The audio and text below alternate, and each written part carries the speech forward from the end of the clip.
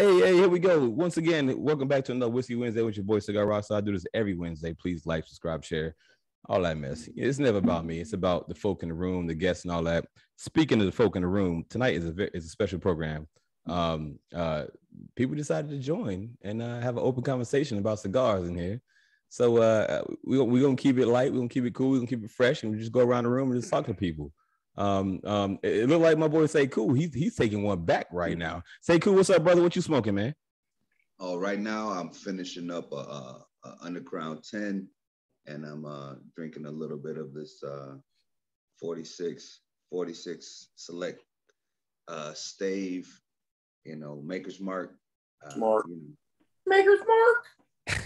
Just trying to see what complexities it brings out of this Drew Estate Connecticut broadleaf. It's a beautiful combination, man.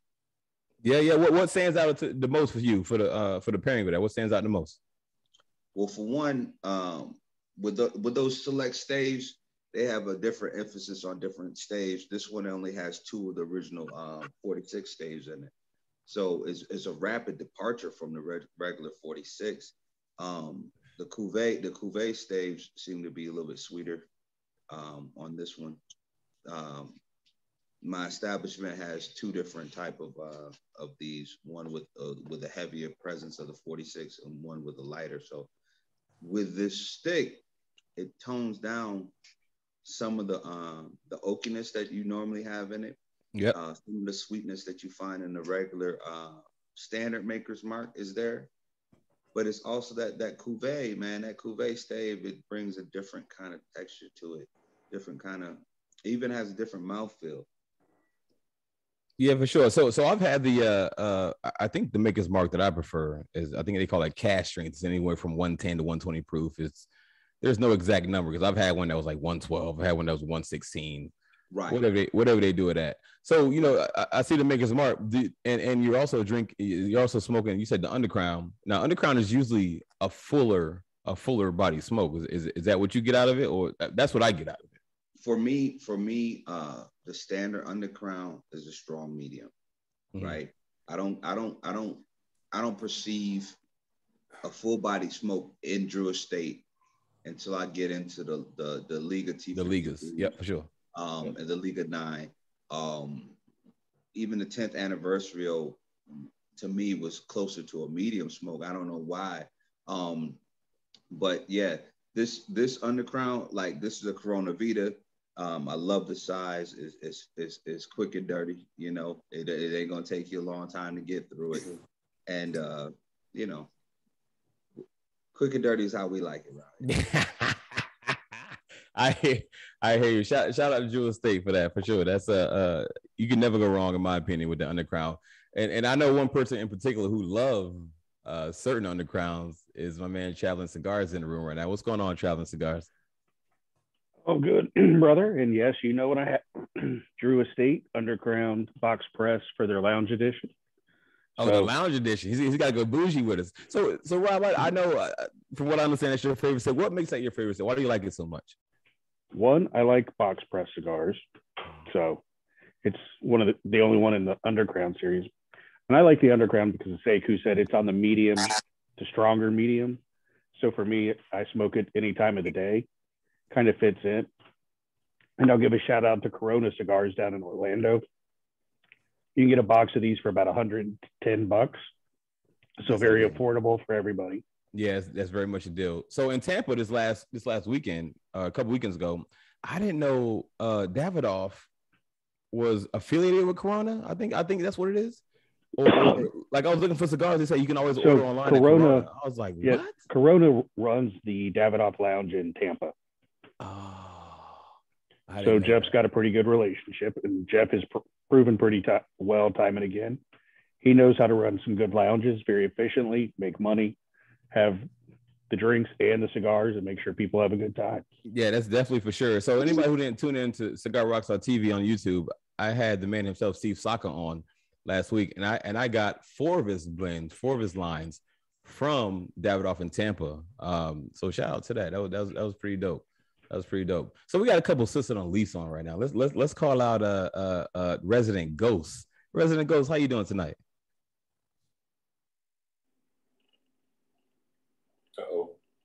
Oh, Hey there. there we Sorry. go. There we go. There we go. All right now. So I know. So when I first met Resident Go, she was working at a cigar lounge. So her palate is probably a little bit more extended than most beginning smokers. I guess I would say. What was one of your favorite cigars working at the cigar lounge? I fell in love with Cavaliers. Cavalier. Wow, that's the first time I heard that. Okay. Well, what made you like Cavalier over, the dozens of different sticks you had in your possession over at the lounge? I like a more, I guess, mild smoke. I don't want to be out like most cigars. They're a little stronger for me, personally. Yeah, so you're more on the mild to mellow end? Yes. Yeah. Which do you remember which Cavalier was? Was it the black or the LE? Well, I like the black too, and I also like the limited edition 2019, which you can't find anywhere now. Yeah. But that was one of my favorite cigars, period. Yeah, for sure. And that's why I called it LE, but yeah, that's what I meant. That's definitely a great cigar for sure. For sure. It can be anywhere. I mean, you can smoke it in the morning, smoke it in the evening, kind of like Traveling Cigar said. I feel like the LE is like that too. You can smoke it on a golf course, and I've definitely done that. So speaking of golf course, I think we got a brother here from the West Coast in here. He's an avid golfer, or at least an amateur golfer, whatever you want to call it. Turk, what's going on, Turk? How you doing, man? What's happening with y'all? What happening? All right, man. I see you whipping something out. What you about to smoke, bro?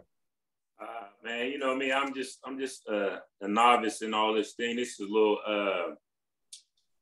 Cigar Club customs that they that cigarclub.com put out. I had on there, but earlier I had a little Drew Estates, a little black market. Alec Bradley, Alec Bradley. Alec Bradley. I bought a little box of some shorties, Alec Bradley. So it came with about 5 different what do you call them? 5x5s, 5x50s, some little short ones, shorties. Yeah. So I had one of those earlier. So now I'm about to light up this little Cigar Club Customs. But I've been drinking on this Bullet Rye all night. Hey, Bullet. Actually, I'm burnt out on Bullet, but it is. Right. I'm definitely a fan of it. Definitely a fan of it. I bounce around like that too. I go from drinking a lot of Crown and now drinking a lot of Bullet. And just kind of going back. I was drinking a lot of Uncle for a while too. So I like to do that too. Kind of bounce around with a little bit. Yeah, I do the same. I like to change my palate up a little bit. So if you would have asked me a year ago, I would have told you my favorite drink was the Belvini, hands down. Right. Period. Exactly, if I can do that bottle on the pocket, I would buy that all day. All day. But since then, I used to buy a 5th of Apple Crown like every 2 or 3 days. Dang. Love that Apple Crown. I'd be on that. Going to buy the leader from Costco, and just sit back and drink on that for about 3 or 4 days, and go buy another one. Yeah, definitely that. Yeah, you can't beat them. You can't beat them Costco bottles for them prices exactly, either. Right? Costco bottles. It's crazy. So my homeboy, my brother, I am Jameson put me on at Costco. I'm a Sam's guy all day, but Costco is definitely it's a good show. So like I said, I've been smoking for about a year and a half now, and I found that I do like the Maduros. I like the dark, and I like getting the buzz that I get out of it. The little natural high that comes from after smoking a nice dark Maduro. Yeah, for sure. Even on a golf course though, you do Maduros on a golf course. You do something a little bit. I normally no, but if I do, I don't smoke the whole 18 holes. If I'm gonna smoke a Maduro like that, I'll probably start on the back 9, and then kind of babysit it a little bit, and make sure I still got some through those 9 holes. I don't try to smoke the whole thing in the 2 hours that I'm gonna be playing that back 9 or whatever, babysit a little bit. Exactly, because if so, by 16, 17, 18, I'll be done. Yeah, I get it. You know what? But it ain't even got to do with golf. I think the natural ambiance of cigars is to take your time with it and enjoy it. Exactly. Yeah. But I got buddies that I play with that, you know, we got a 9 o'clock tea time, man, and they firing up at 9 a.m. and they'll smoke 2 or 3 cigars in a round, and you know, and they'll smoke, have a couple beers in between, a couple shots, you know, birdie, we call them birdie shots. If you get a birdie, everybody take a shot. Yeah, have a couple birdie shots, and you know, and make a whole day out of it. That sounds pretty dope. Yeah. So my first time playing 18 holes was at shout out to my man G Spot Lounge in Memphis. He had a golf tournament a couple years ago. Actually last year November, and I happened to show up and play 18 holes, and it was actually more challenging than I thought. I gained a newfound respect for golfers after those 18 holes. It wasn't easy. Exactly. Yeah. But normally too, if I'm gonna go play in a best ball tournament, 4-man tournament or whatever, then I'm gonna do that too. I'm just gonna smoke the whole time and, you know, hit and chase my little white ball to the next hole.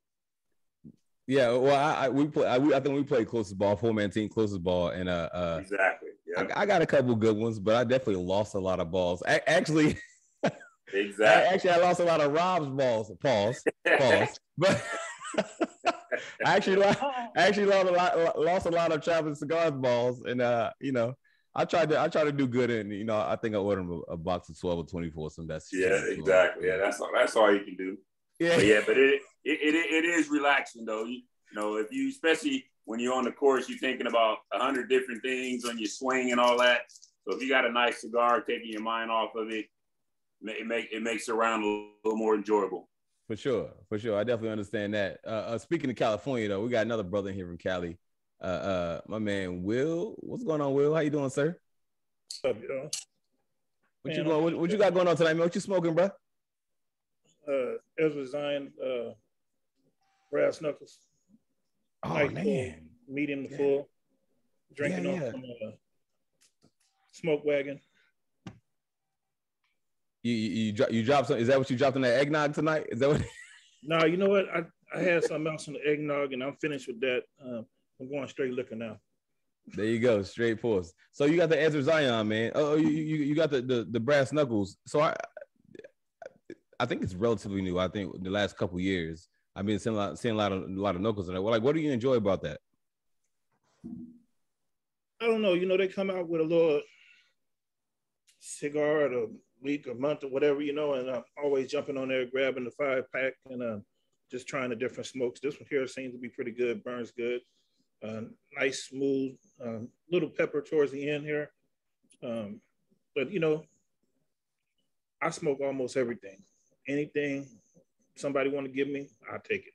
So yeah, I'm the same way. Minus a few infused. It's not really my palate. I don't care if it's the morning or not. It's just not meant for my palate. Nothing against it, but it's just not meant for my palate. But I definitely I don't really mess with nothing infused. You know, it's just more medium to full.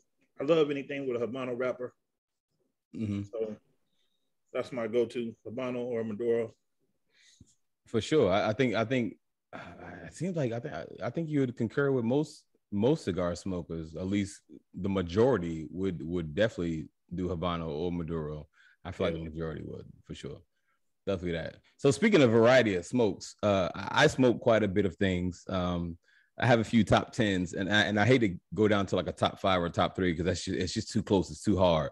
But speaking of variety of smoke, we got Badass Mobile Cigar Lounge up in the building right now, and I know he has a variety of smokes. What's going on, sir? How you doing? Man, I'm doing wonderful. Wow, yeah, I'd hate to being in the business and trying to carry such a variety of cigars. I do. I'm like Will. I'm kind of all over the place. I sample a lot of cigars. But man, I let me see some of my favorites. Wow. That's probably gonna take some thought, man, because it's too many good ones. So can you talk about Bad? But you know what? I'm gonna say, bit? yeah, but I'm gonna just say off the bat, I'm in love with that Alec Bradley Kintsugi right now. Okay. Yeah. And that CAO Mortar Coil. Yeah, that Mortar Coil I'm enjoying right now. Yeah. It's enjoyable. I don't think AB makes a bad cigar. So I'm definitely online with that. But let's talk about Bad Ash Mobile Cigar Lounge a little bit. I know you're out of Vegas. How'd that come about? What's going on with that? Well, Bad Ash is doing good right now. I thought I would slow down for the winter, but actually I'm pretty busy right now doing events and, living in the wedding capital of the world. People are always booking me for events. So just trying to stay busy and hopefully I'll have I'm working on a brick and mortar right now that should be up and running by, I'm hoping April is my long ball.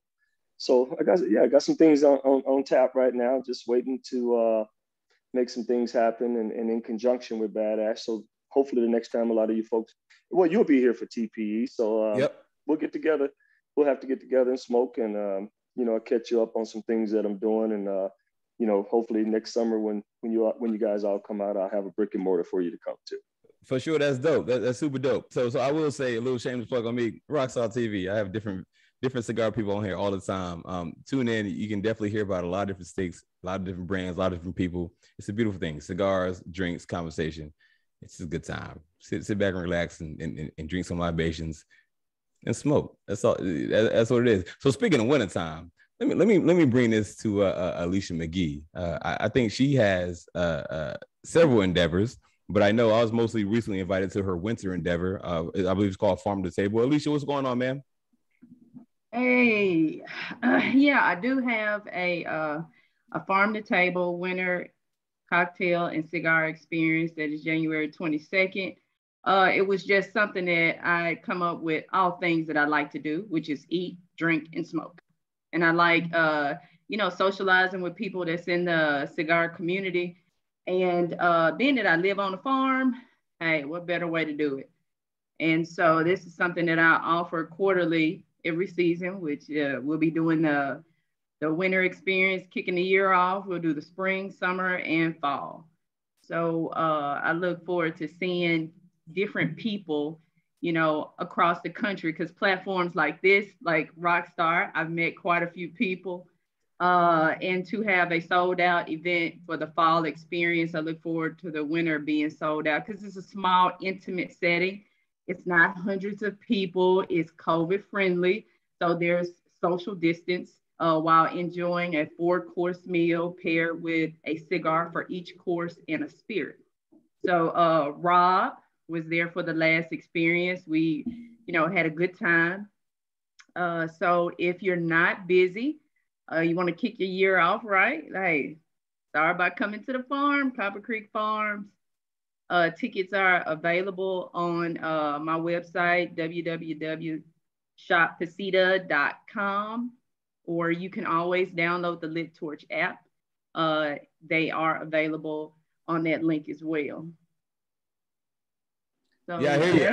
I hear that. I appreciate that. That's dope. So I'm definitely interested in the winter experience for Farm and Table, and it is indoors. So I'm definitely more drawn. Indoors.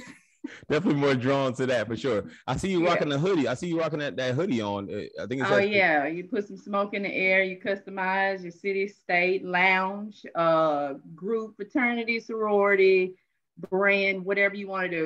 It's basically like brand supporting, brands. So while people want to put some smoke in the air, you get the opportunity to customize your own shirt, hoodie, t-shirt, long sleeve, V-necks, tank tops, whatever. But yeah, that's what I got going on. Yeah, I hear you. It's a beautiful thing. It's a beautiful thing. I think one thing you said before, which I really love, with fire prayers from being broke or something like that. Man, yeah. I'm telling you, I hustle every day as if I'm 5 prayers from being back in the mobile home where I grew up, was born and raised. So that's just my mindset, because you just never know. Even though I'm good, I don't have to do what I do, but you just never know. Yeah, for sure. Definitely that. Speaking of the farm and speaking of females in here, we're gonna bring it up to the Chi-Town. We're gonna bring it to the city, from the farm to the city. Let's roll up to her cigar closet. What's going on, ma'am? How you doing? What you smoking? Hey, what's going on? Herrera Esteli, Miami. I had to go all the way to Indiana, across the border to go get it. They ain't got in Chicago nowhere? Like nowhere? No. Oh man, it's one of those exclusive ones. For sure. So what you got going? I know you dibbling dabbling a lot, Closet. What you got going on? Actually, besides like my regular 9 to 5, I just been chilling and maintaining home and just I doing hear my you. thing. Hey, Trying to move up. Tis the season. Yeah. For sure. Especially I believe it's traditional, customary that most cigar rollers or cigar manufacturers, they shut down for the month of December. So it's definitely a good time to get in touch with family, hang out, enjoy yourself and slow down. And then I guess 2022, you can pick it back up and go ham. That's definitely what it is. I got a couple of girlfriends. We coming down to the farm to Alicia's event. Hey, watch out for Alicia. Together. Watch out for Alicia. She's trouble one, and Susie's trouble two. So we're the broadleaf broads. Now that's one thing that since I did the event, I think they're based out of Chicago. They've shown a lot of love. With it being Chicago, it's just an interesting thing how you get support from other states versus your own area that you're in. Yeah. Hey, but however the Lord opened the door, it is what it is. For sure. You better take it while you can. Absolutely. Definitely that. And Adam just called. I just got off the phone with him, and he wanted to know if you're going to be on late. He wanted me to tell you that he's in the emergency room. Yeah, he just texted me. Okay. Of course, I told him no rush. I understand, and we'll get him on here. No big deal. So we making do what we got, and we having fun with it. And so going from one city to another. As you guys know, so Rockstar TV is on here every Wednesday, every Whiskey Wednesday. That's what it is. We got people from DC on here, Denver, Atlanta, Chicago, Tennessee, California. It's all over the place. But let's roll into DC. We got my man Train Man of DC on here. What's going on, Train Man? All right, what's up, everybody? What's up, DC? Just got the what's up, man? What you smoking on tonight, bro? Got the VS21 Flathead coming in here with the Southern whiskey. Yep. Yeah. Staying in light tonight. Staying in light. Gotta get up early. Gotta get 5 a.m. full going on there. But it's good to be here. Good to have something to drink. It's good to have something to smoke. It's good to be around on camera with everybody else across the country. I hate you, man. You the Zoom family, bro. Of course, all day. So I will say the Flathead is I would say if I want a good 2-hour smoke at a good price, the 660 770 is definitely all day for me. It's a lot of pepper in it for me, a lot of fullness for me.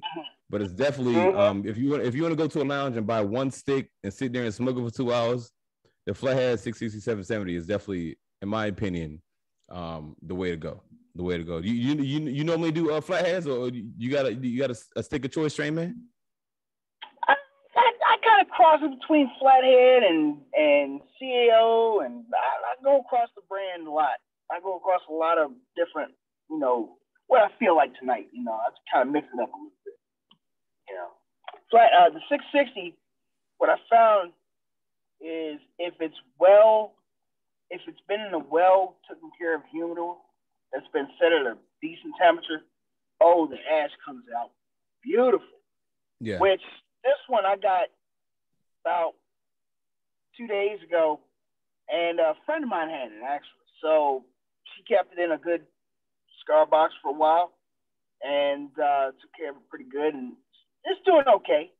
Just takes a little curing sometimes if you let your cigars dry out and stuff like that. But at the same time, if you have a well-stocked, well-humidified box at home, you won't have no problems. Gives you that nice pepper throughout once you start. Yeah. Midway through, towards the end, 3/4 in. Yeah, I'm with it. I'm definitely with it. So speaking of various cigars in different communities or whatever, so I know Traveling Cigars. I know Sekou. You travel quite a bit. Would you guys say let's go back to Sekou first? from the DR to Africa to Denver to this well-traveled man, would you say different cigars smoke differently in different areas of the world? Do you think they burn differently? They smoke different?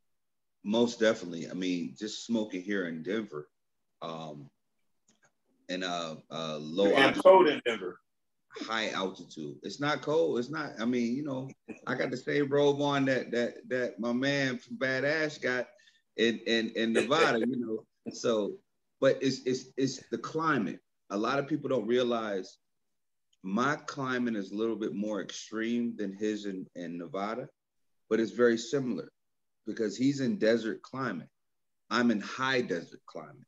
Mm-hmm. So I have low oxygen and I have the dryness. If I go to my main humidor and it's always set at 70, if I open it up and I take too long, if I take about 2 minutes to find a stick, I'll look at my Oasis. My Oasis reads at 42%. That's how dry it is here. So in this dry climate, I always recommend people like those I'm not going to name them because they don't support you yet, but there's a certain humidifier pack that pushes and pulls moisture. I recommend everybody here have both. Oh, I said it now. So let's go back and say it's not they don't support me. It's just I guess I'm not endorsed by them. Right, they're not paying you yet. Right. So yeah. I recommend they have that even in their little travel humidors. Why? Because it's so arid here. People don't realize that you purchased a well-maintained stick from a well-established brick and mortar, right? You sit there, you're having conversations with your friends, you have it in your hand, you're sitting there having conversation with your friend. Next thing you know, you go to light it, right? And you find that it's burning uneven or it's canoeing. Well, that's because it's so dry here, right? You got to get into that stick here. Whenever I pull a stick out of my box, I cut it, I toast it, I light it right off the break because it smokes differently. And God forbid I go to the casinos in Black Hawk. That's about 1,000 feet higher. Ooh. So it's even lower oxygen. Right. So you don't. If you've ever noticed, I have that similar problem here in Fresno. It's dry, it's desert. I put 3 78 packs or 4 78 packs in my humidor, and I could barely keep it at 68. Yeah. So a lot of times I'm anywhere from 64 to 68, and I'm constantly trying to put packs in there to make sure that it stays up there. Wow, that's interesting. That's crazy. That's your lighters. Yeah. When I go down to Vegas, when I was just in Vegas, I had to adjust all my lighters down because to get a flame like this lighter is on high, right? But if I go to Vegas and I open it up, the flame's gonna go up to here. Mm-hmm. Because it's more oxygen down in Vegas. That's crazy. Time, it's the same dry, arid condition. So everything's different smoking here. Oh, that's crazy. I never thought about that. That's oh man. Yeah. Jesus, dang. So dry. Yeah. That's amazing. That's amazing. So Rob, let me Traveling Cigars. Let me roll to you, sir. I know you're a well-traveled man all over the place. Have you found let's talk. It don't have to be the underground, but have you found cigars smoked differently in different climates, different areas when you travel around the globe? Yep, and I'll second everything Sekou said. The thing that I've noticed for myself is because I go from the deep south, Florida, Georgia, quite a bit to more arid areas. In the more humid areas, a cigar will smoke slower for me. And I probably, in an arid, dry environment, it smokes probably 15 to 20% faster is the biggest thing I know, or I've noticed for my stuff. Yeah, that's so crazy though. You would never think about that, and I've never thought about it. But I have smoked a cigar at Galveston Beach. Slam me if you want to. It's still a beach to me. So it's very hard to smoke cigar on the beach. The wind, the salt, the wet. I was probably relighting it every 3 pulls. Like if I sit it down for a minute to talk, I lift it back up, after 2 minutes, I got to relight it. And it's like, it's not a bad cigar. It's just the environment you in. So that's definitely something to take key notice of, for sure. Another interesting place was Costa Rica. And if you know how it sits in Central America, it's a very windy no matter where you're at in the country, because it sits between the Atlantic and Pacific, has the crosswinds. They smoke faster there, just as you were talking about, with the wind constantly blowing, because the cigars are getting air pushed through them, even if you're just holding it in your hand and not taking a draw. But just the oddities that you encounter in different places. Yeah, that's crazy. I've actually never thought about that. That's something that's definitely something to keep a hold of. So don't think you're getting a bad stick if you're in a different environment than you are at home.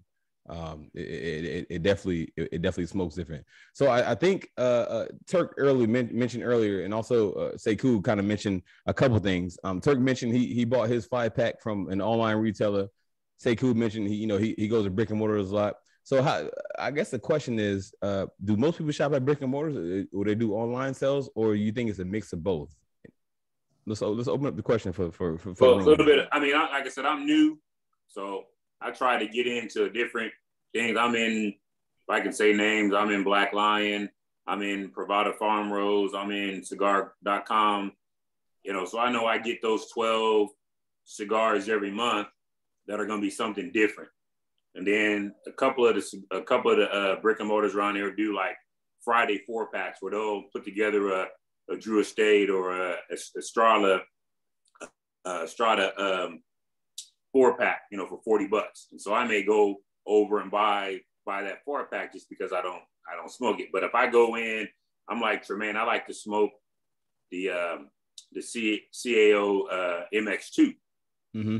So I like to smoke those. So when I go to my brick and mortar and hang out, I'll just go in there and buy a couple of those and then sit in there, like I said, for a couple hours, play dominoes with folks and smoke on one of those. Man, that's beautiful, man. That's beautiful for sure. For sure. Definitely that. Does anybody else, like how do we match, I guess, online sales with brick and mortar? Like how are people able to support both? Well, one of the things that happened, COVID was wonderful, because COVID, those people that were aware and savvy during COVID, they were able to bridge the gap and maintain their brick and mortar by having online access and shipping. I know a couple sites. There's one that I follow out of Massachusetts. And before I met G, that's where I was getting all of my Ezra Zion from. And he would just come on Instagram Live and read through his inventory. And you would DM him and he would ship it out. So with COVID, people weren't moving around. I think Steve Zaka brought this up last week. He was like, people were withholding, they were gaining income because they weren't traveling, they weren't spending it on gas, they weren't commuting, and they were able to connect with stores. Like some of my go-tos are not in Colorado. Some of them are in Arizona, some of them are in Pennsylvania, some of them are in Atlanta, some of them are in Memphis, and they ship. At the same time, I know a lot of people are hoping for COVID to hurry up and run its course so we can get back to that brick and mortar feel, because there's nothing like a brick and mortar. The reason why you have a brick and mortar is because of that experience, going in there and finding new sticks, talking the experience. to someone. Yep. Yeah. So you definitely mentioned the keyword experience. It's nothing like going to a brick and mortar and sitting down amongst like-minded folk and enjoying a cigar with good company, good conversation, whatever you may have it. That's definitely, experience is definitely the word to use on that. So we're talking about sticks here. So Claudia, you came in saying you had to go from Chicago to Indiana to get a stick. How do you I guess mix your brick and mortar going across state lines to get a stick that you can't find in the Chicago area to online sales, and does that happen often where you got to go across state lines to get something? Not really, no. It's just a particular stick. Nobody has it in stock here, so, and I don't think nobody actually here. Maybe Uptown probably had it, but nobody actually carries this particular stick anymore. There's a shop in Maryville called Tobacco Land. It's kind of like a huge warehouse, and they carry everything from old to new. So, I mean, I have a relationship with the owners there, so that's probably the only stick I'll go buy from them. I mean, everything else, you know, I'll just purchase at a local lounge, or like the certain people that we know, like Carolina Blue and all the other cigar companies. I'll just purchase those online. Whoever doesn't have an account here with us.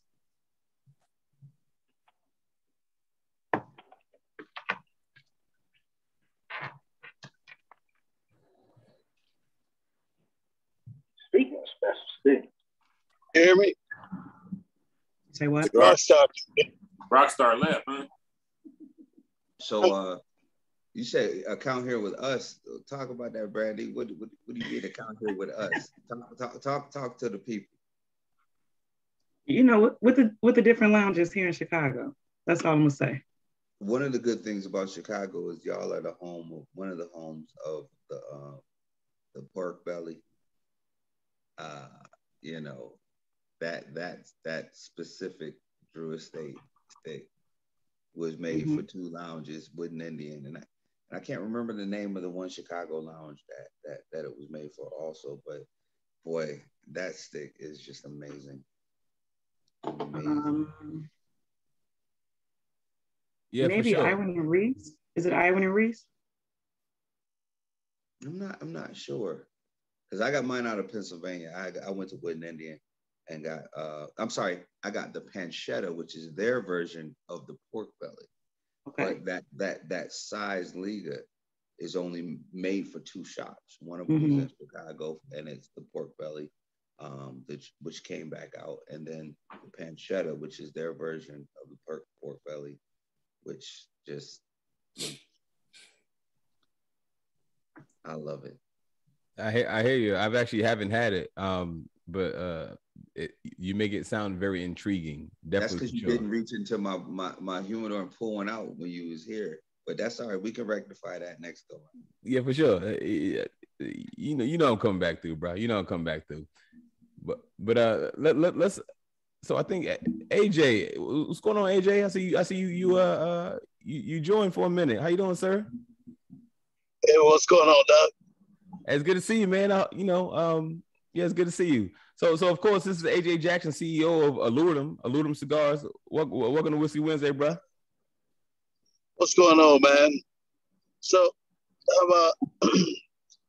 my apologies, man. I was in the ER, bro. Just literally got out myself. Man, I know, man. So, hey, thanks for joining. You know, I shot you that quick text so we can rebook, man. But you know, thanks for coming on. I see you in the car and all that. Yeah, literally on the way home. And so yeah, I you know, kind of delayed, not denied. I hate letting people down. That's for sure, 100%. So my apologies for that. But I got you. Like I do, I got you. I make my makeups are big, so that's for sure. So I'll definitely make that shit up for you. 100%, bro. 200%. Hey, no doubt, man. No doubt. I just appreciate you coming on, man. So I mean, you can flow a little bit now. I don't care. I got like my hospital way up downtown in Illinois Masonic, and I live in Downers Grove, so I got a little ride to go. I hear you. It's enough time for us to talk about Alourdam a little bit, bro. Alourdam. So Alourdam Cigars. It's definitely a unique name. What made you come out with Alourdam? I mean, the title Alourdam. Where does that come from? So Alourdam is named after all three of my kids, Alex, Lourdes, and Adam Jr. So Alourdam, that's who basically it's named after, and they actually own the corporation, not me. My kids own the LLC as well. Oh, that's dope. That's dope, man. So is your so I know from my kids, at least my daughter in particular, she hates that I smoke cigars. so do you look up to this as like, hey, you know, daddy's doing this, I want to do it too, or is this some legacy you want to leave for your kids? Unfortunately, my daughter smoked these nasty ass blacks every day. She loves cigars too. My son in the Navy smokes Alourdam Cigars. I even print some Navy for him. And in addition to that, I the whole, like, it's mainly me. I mean, like, even now they were like, this is so crazy. I hate this fucking question in the hospitals. They said, what do you smoke? I said, I don't smoke cigarettes, but I smoke cigars. So I feel like they need to change that whole culture the same way the LGBT community got motherfuckers changing their whole vernacular, because cigar smoking is not like cigarette smoking. You know what I'm saying? You don't inhale cigars, and then you don't have 4,000 chemicals. So don't ask me if I smoke when you asking me if I smoke cigarettes. You see what I'm saying? I told her, I said, I'm on the way in for sinus, because I felt like I was about to pass out for sinuses earlier, but I have a sinusitis infection. That's how I figured that what it was. So basically, and I believe one of the reasons why I retrohale every cigar. I fucking love it. I retrohale every fucking cigar. I'm talking 4-bottle, triple a hero a second. I retrohale. And then I had a little sinus issue the other day, and that's why I believe that. So y'all be careful when you love retrohaling, because I love this hobby, this lifestyle for me. I love that taste that I get when I retrohale. Matter of fact, I'll be smoking now, even leaving the fucking hospital, but I just can't. I wouldn't be able to hear you guys and smoke with the what you call it. So I get it. I get it, man. I retrohale at least once every cigar. Maybe you can call me baby lungs, but I can't handle a lot of it. But I do believe in the retrohale. I get more pronounced notes. I get more flavor, more pronounced notes from retrohale. Everybody around me, I change their whole. I educate them on their notes, and I educate them. They start flavor, and they ended up non-infused. And then I told them, I was like, I'm gonna graduate you. Watch and see. And they all end up. Everybody around me end up graduating. So come on, hit me with some hard shit right now, bro. I got you. So I ain't gonna lie. We talked about a couple of questions before you got on here. I think there's a few people on here that want to ask you questions. But let's get into Alourdam a little bit for at least a few minutes of this. Talk about your brand a little bit. So I believe you came out several years ago, and I believe was your first cigars that you came out with infused. First off, I started growing my own cigar in 2013.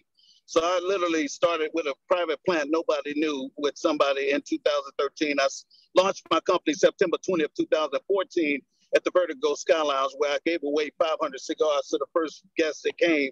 And that literally, like, it was almost like a cigar circus. I had like go-go dances on top of tables, DJs, live band, just greeters, backtrack. It was just a whole conglomerate that I wanted, that circus Olay type cigar experience that I wanted. So September 20th, 2014, I launched, but I started growing 8 months before that.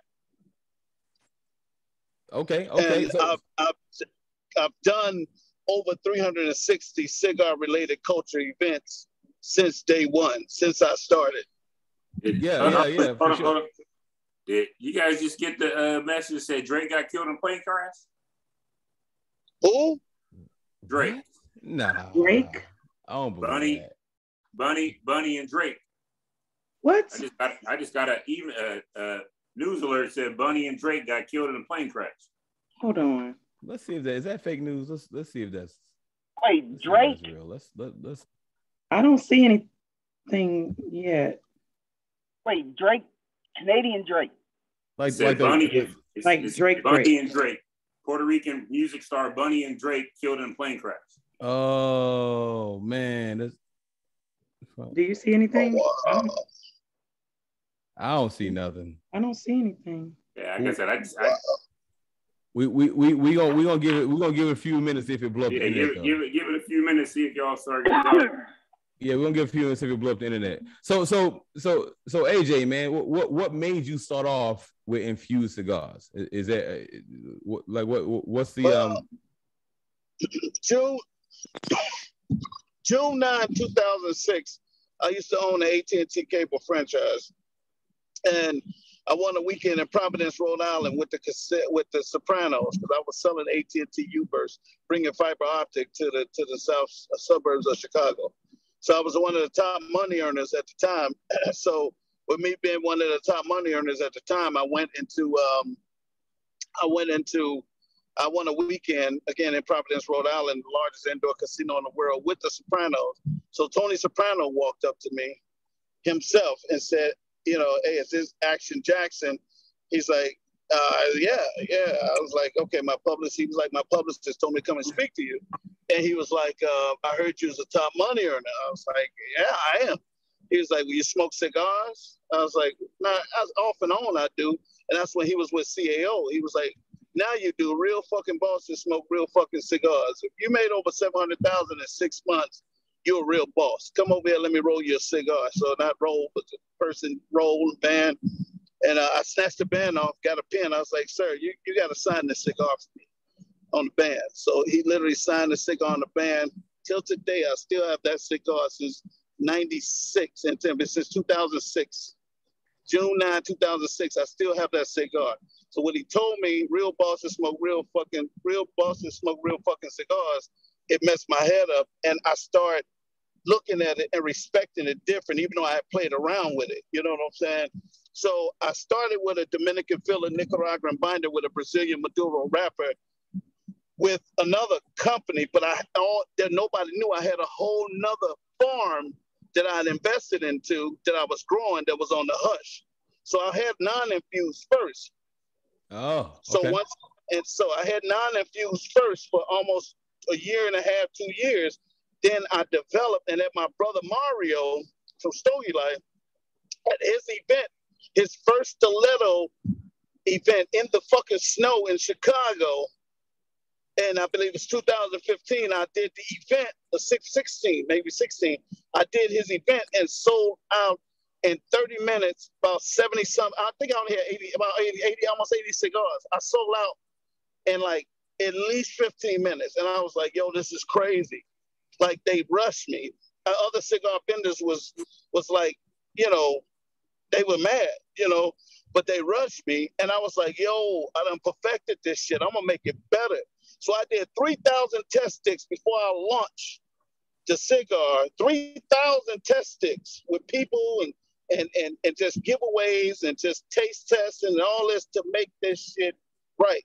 And now I've sold over 2 million cigars without typically being in one cigar shop since 2015. So September 2014. Yeah, that's crazy. We kind of hit on that before you jumped on. You've been in the game for a while and you still rolling. And you made it through COVID. You know what I mean? So you know, so COVID. I made the most money in 1 year that I ever made through COVID, on COVID. Man.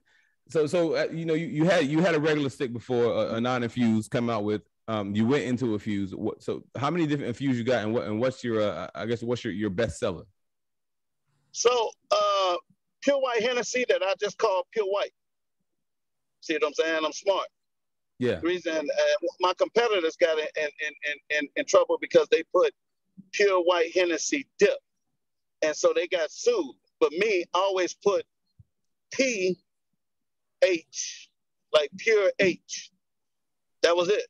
But everybody knows it's pure white. See what I'm saying? So, or if it's Apple Crown Royal per se, not saying I use Apple Crown Royal, I'm only using, for example, I would say apple whiskey.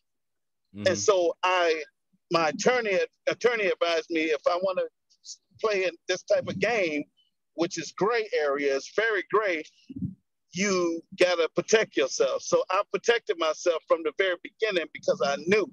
And a lot of people be anxious for nothing but don't procrastinate. But a lot of, you know, so it was more proper preparation that prevent me from having that poor performance in the future. Yeah. So basically, you know, I have blueberry vodka. I have raspberry Ciroc, CIROK. See what I'm saying? Yeah. So I went in this because I'm a professional fella. There's nothing successful about me. There's absolutely nothing successful about me. That's the only thing it's all my failures. All it is my fucking failures that was allow me to have a better relationship with Alourdam Cigars from all the fuck ups in my other business. So that's the reason why I was able to have these particular preventatives, you know, with the business. So in my opinion, it can be said, in my opinion, it can be said that true cigar smokers don't really go the infused route. And you went the infused route. How much flack or how much support did you get from going the infused route? Well, I don't see those people at the bank, so I'm not really worried about them. Yeah. You know, you know, you argue for your limitations, you get to keep them. Nigga, I don't see you at the bank. I don't smoke cigar. I don't smoke flavor. I don't smoke. I can't stand flavor cigars now. But I smoke mine for quality control, but I don't smoke it. So that means been in the world, but not of the world. You understand what I'm saying? Yeah. So, but I mean, not necessarily the flack. I'm not worried about the flack. Like, I'm a horse with blinders on. You know what I'm saying? I mean, how can you go to a knee doctor and your back hurt? I'm not. If you're not in this picture, you can't take the picture if you're in the frame. I'm in the frame, so I can't. And certain people outside looking, and they might, I don't fuck with flavor. I'm not worried about you, but I do have premium non-infused that you can use. So I do have the premium non-infused. Yeah. So let's talk about the premium non-infused for a second. Look, how many? So I haven't had one yet. I mean, I don't know if you're in the Dallas market, but if you are, I couldn't find it around here. Let's talk about your premium non-infused. How many premium non-infused do you have? So my most popular, I have my experience, which is it's my experience, and that's aged 4 years. And the experience is it's it's just two wrappers all the way up, one and the other. It's light, dark, Connecticut Maduro, Connecticut, all the way up. And it's aged 4 years. And that's Dominican Republic, all the way, Dominican. I wanted that to be 100% all the way Dominican. But the wrapper is like that. It's literally not a barber pole. It's just, it's just, you know what I'm saying? And then I have my trifecta, which is the Candela, Connecticut, and the Maduro. And that's from Esteli. And so I actually grow in both countries instead of one. Oh man, and, that's dope. That's dope. Yeah. So I grow in both countries. So so that's a great part right there. Now the other thing is I have that Maduro box press as well. The good thing about it, a lot of people don't know this. So let's just say this. I just don't make cigars for me. I have relationships with factories that I grow cigars for over 27 different companies. A lot of people don't know that. Yeah, it's crazy. Yeah. So I make cigars for other companies. Yeah. So it's not just me. When I say I sold over 2 million cigars, I'm talking about not just Alourdom, all of the cigars that I've sold collectively and made for companies. So let's talk about this. It's not a bar pole. The stripes. Let's talk about the stripes. I guess which I don't know the real name behind. I don't know if it's been labeled the name. Experience. So it's experience. So it's experience, and it's the trifecta, box press Maduro, and the creamy. It's the one is the cream, which is a Connecticut. These are the premium that I keep all the time that I sell out. What made you come out with those? I mean, you don't see very many cigars of that nature. What was the thought process behind that? Did you want to come out with something different? Like, what made you come out with something of that nature? The definition of insanity is keep doing the same shit over and over, expecting different results. So I didn't want the same shit that everybody else had. Somebody else came and mimicked my trifecta here in Chicago. I got a lot of I've done a lot of trend setting for people here in Chicago. So as you know, when they came and did that, I actually call the factory, which I have that control. I said, all right, well, we're gonna make the same cigar now, but we're gonna make it in a box press and we're gonna have it sit for 6 months. Yeah. And we're gonna buy aged. It's not a warehouse. It's not a farm. We're a factory. So the factory at this point we can buy. And a lot of people misconstrue and misunderstand and don't understand that they don't understand factory and warehouse and farming. So a farm is totally different from the factory. A factory can have the full functionality of the end results of a farm, but you could just buy the leaves with the age already, which speeds up the process. Yeah. So I called the factory and said, I got some duplicators up here. Make my experience now tighter, box press, so therefore I could differentiate myself from them. And so that's basically what I was able to do with the box press trifecta, which is the 3 wrapper, the Connecticut, Candela, and the Maduro. Yeah, definitely that, man. I understand that completely. It sounds like you got your hands deep in many things that people don't even know about. I guess pause on that. Tradition on here. We good. We good. We can talk. I don't give a fuck what you want. Whatever you want to talk about right now, I'm up front like Handicap Park, and I'm gonna tell you. So whatever you ask. I hear you. So I think there was a couple questions in the room before you got on. Please, the folks listening, if you got a question, please go ahead and ask it.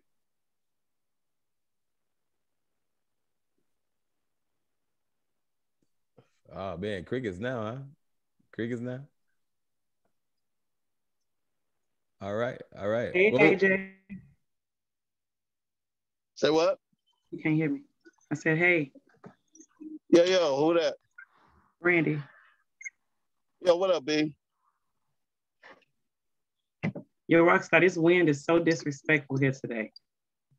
Man, what's crazy is Texas is getting a lot of that wind too. I don't understand it. And I hate that I gotta clean my pool and all that. It's ridiculous, but it is what it is. So AJ, man, I mean, you sound like you're making good leaps and bounds in the cigar game. What's next for you? What's your goal? Like, you want to be the next top cigar dude? Like, what's your goal? What's next for you? I'm one of the most popular, hated cigar companies out. It's a fact. Why do you think that is? It's not think, I know, because I came in and simply I can make moves that most that can't. I can make moves that most can't. That's why. Yeah. I move different. 100%. So you mentioned you've done several hundred cigar events. Is that something you cater to? I think I met you in Atlanta Cigar Week a couple years ago. What else kind of I guess cigar weeks, cigar events you like to do? So what we like, I try to mention all the time that Mario and I, we didn't start. Of course, it's a be an insult to say start, but we changed the dynamics for cigar-related culture events in Illinois and close surrounding because nobody was doing cigar events like we started. We had women coming out. Mario had women coming out in the snow in stilettos, with cigars and stilettos in the fucking snow in Chicago. And I had 2,000 people wrapped around the corner at the downtown hotel with one elevator to go up at the Vertigo Sky Lounge, repetitive times. Like, I'm talking repetitive. And then private cigar-related events for celebrities and things like that, from the Steve Harveys, from the Alonzo Mournings, from Lawrence Taylor's to Jamie Foxx to, of course, what's his name? The guy Ludacris to, of course, my man, Kale, still 100%. Somebody else's actuality ain't my reality, but that motherfucker supported my business and he was my friend then, and he's still my fucking friend. I got you. Understand? So 100%. You sound like you got a lot of star power backing you. Like, how do you get to that level? Like, what do you equate to that? Is it just word of mouth? Did you approach him like, hey, I got a cigar, I want you to try? Like, how did you get to that level? Again, everybody want to be around somebody that got something or doing something. So even when I was DJing, I opened up for Twister and DJ Unk years ago, but I put up in a drop Bentley. So the reason why Twister and his brother Raw was like, yo, we always saw you always doing this. You DJ? And so it was kind of, I've always brought this persona, this bossy type of environment, and then so it always open up doors for me. But again, I can with some of my relationships, I was able to open up a lot of doors, open up a lot of resources, and that shit just kept happening. I can, it's just, again, a lot of conversation to a lot of people, especially people that different motives, would think it's arrogant. It's not arrogant. I'm very confident. After a while, if I had 99 people come and tell me that I have the best alcohol and flavor infused cigar, I'm not saying that I have, but I'm just saying that I have. So let's say, and then the 99th person come, one-on-one, I'm be like, yo, I got the best alcohol infused cigar flavors in the world. Mm-hmm. I believe it. That's what you see. You're supposed to speak that shit of your business. Yeah, and most people don't understand is the confidence that I have in my business. You think it's arrogance, but you're not speaking enough on your business. Every time you look at me, you're going to see Alourdom. People in the ER just now, Alourdom Hospital, one of the people's like, hey, I bought my husband some of for some of those cigars. You work for the company? I am the company. She's like, oh my God. So see what I'm saying? Everywhere you go, you're going to see Alourdom. Yeah. If I will put Alourdom on the side of this fucking Maybach right now if I could. But I rent it out to make money too. Outside of that, outside of me smoking in it, inside of me, everything I do is cigar. Everything I do is what I do for this culture. It's everything I do. I'm not scared to do it. Yeah. Yeah. So how is that? I get it. I get it for sure. 100%. 100%. So you mentioned in 2014, you started 2013, something like that. Has the culture changed for you, or is there something you've seen in the culture from when you started to where it is now that made you, I guess? I'm falling out of love with the industry. Speak on that a little bit. I mean, why is that? Because everything is show now. Everything is for show. Yeah. Everything is for show. Everybody got to look a certain way. Everybody that forget the culture. Everybody smoking past the band. When if you really pay attention, you fucking your palate up smoking past the band, putting these little sticks in the cigars and smoking it. And that's how you burn your soup gonna taste like fried chicken in a few years because you got the, you know what I'm saying? You're smoking too fucking because you want to get your money's worth. Because you want to get your money's worth. Did he say putting the sticks? All that type of shit. Or smoking past the motherfucking band. Cigars. He said he get rid of it. Because if you research smoking cigars, the whole culture, the whole respect behind it is you're not supposed to smoke past the band because as the fire gets closer to the mouth, it will burn your palate out. That's number one. So yes, that's number one. Number two, the other thing they're doing, and the other thing that they're doing, it's out of respect. If you look at it, people smoke cigars.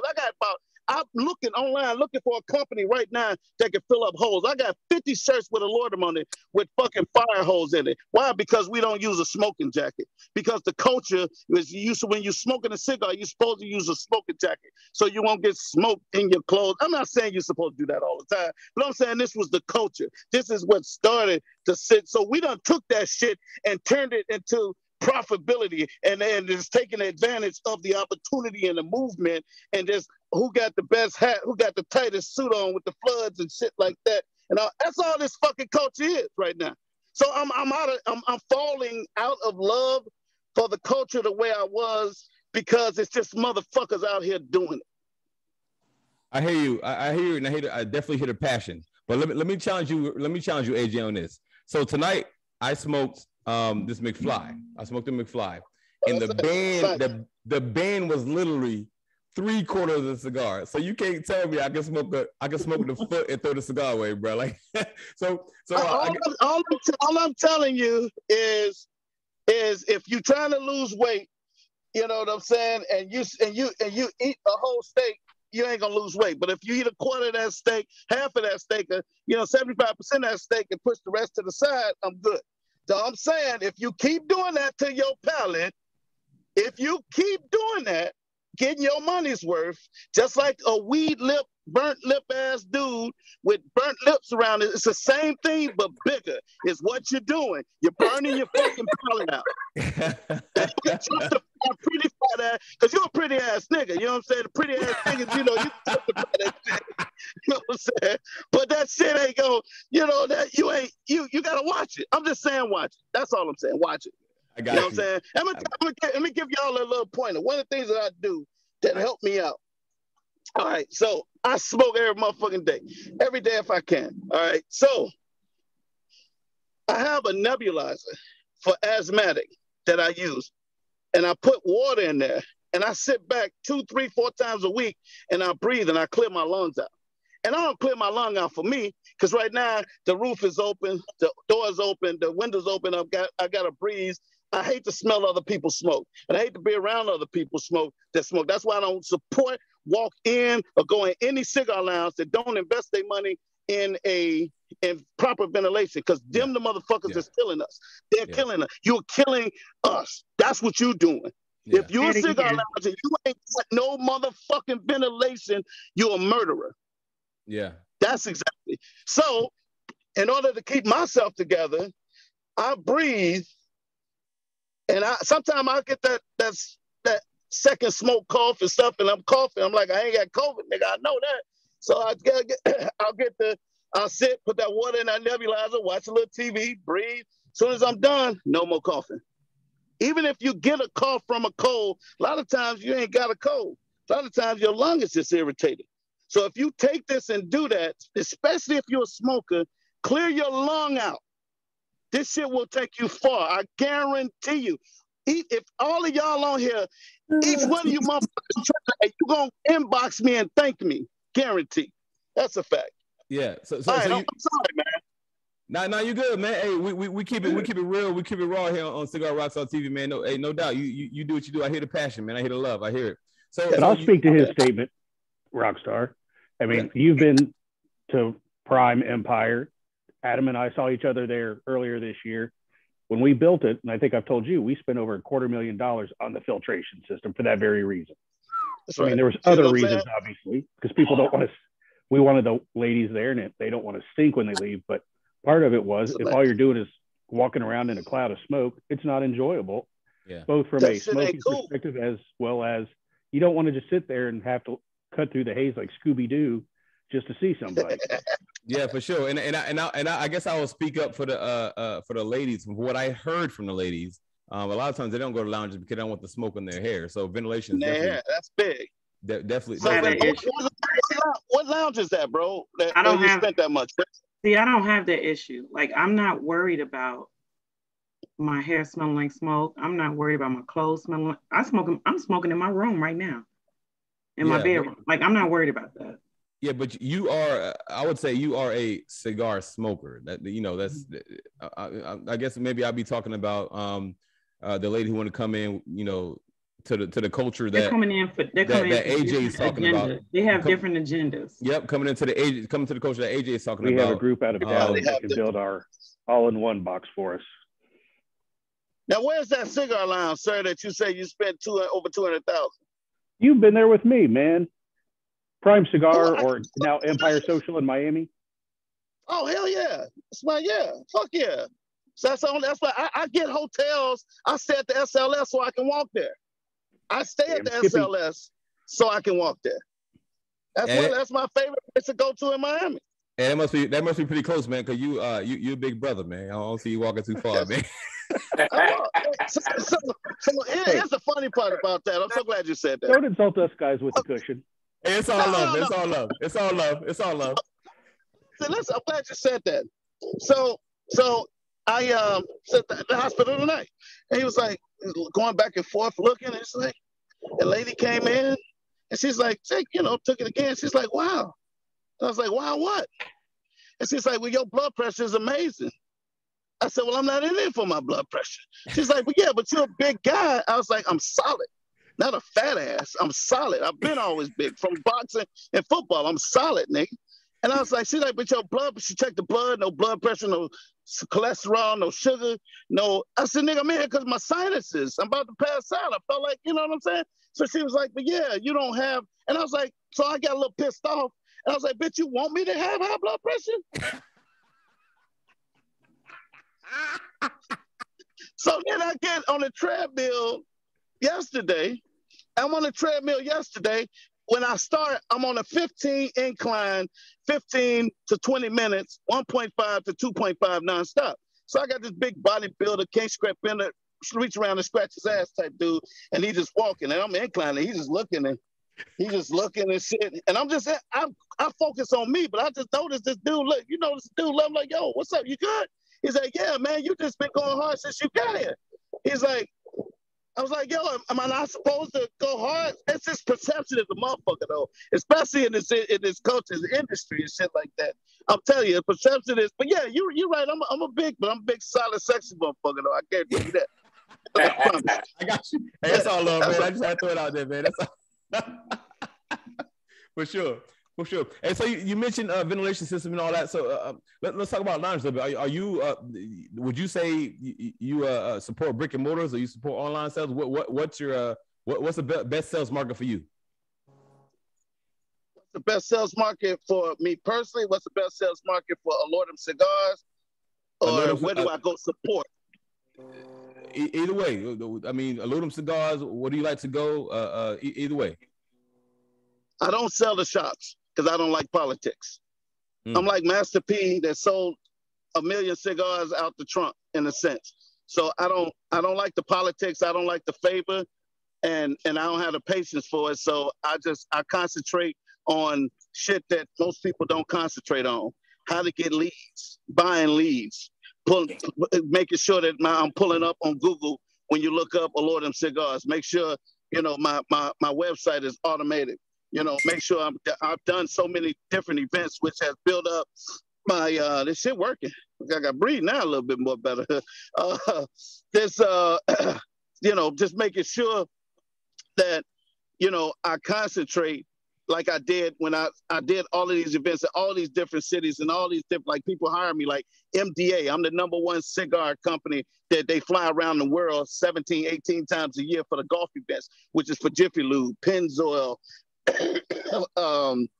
Citgo, all of them. I do all of the events, which is $3,000 to $5,000 every time I do an event. So all of them people come from referrals from those, and those referrals come to the website. So all of those events is not to brag on. All of those events is to fulfill, to succeed finances on. It's the reason why I get hits every day on my website. I get orders every day. I wake up to orders. I fall asleep with orders.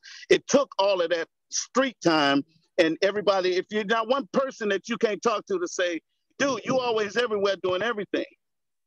I haven't been nowhere in the past 4, 5, 6, 7 months, but I've been a whole lot of places. So they still looking at where I've been. So I done worked so hard in the street that now I don't have to work as hard as I work. Yeah.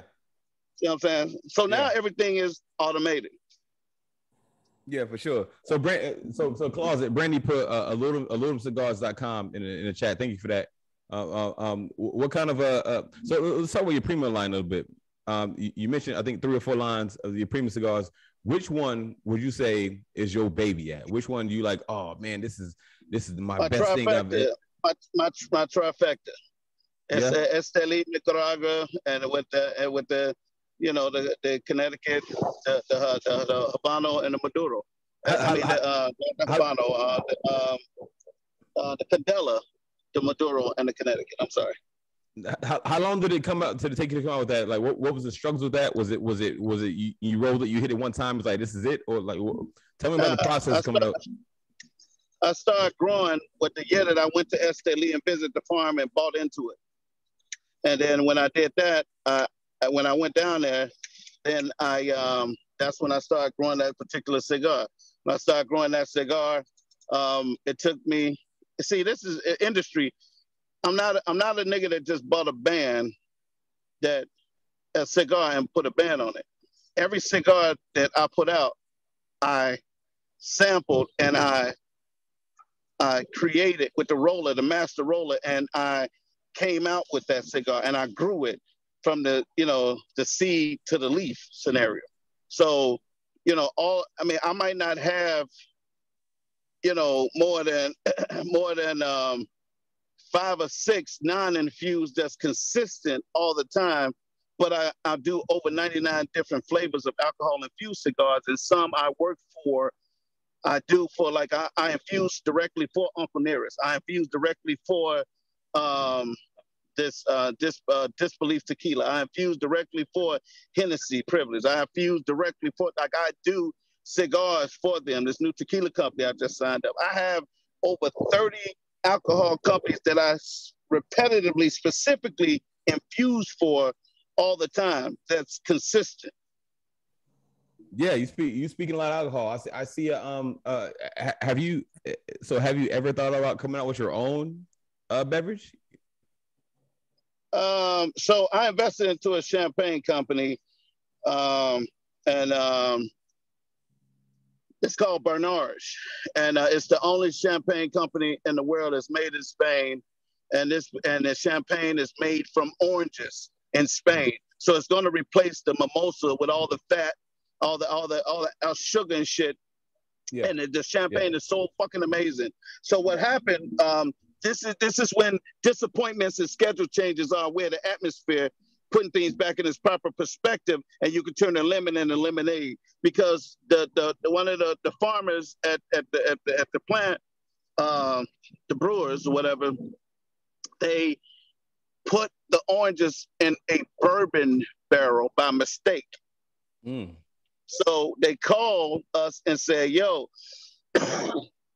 we got all of this bourbon. Now we got all these oranges that's in the bourbon barrel. We want to send you guys a sample to taste these bourbon that's made from oranges.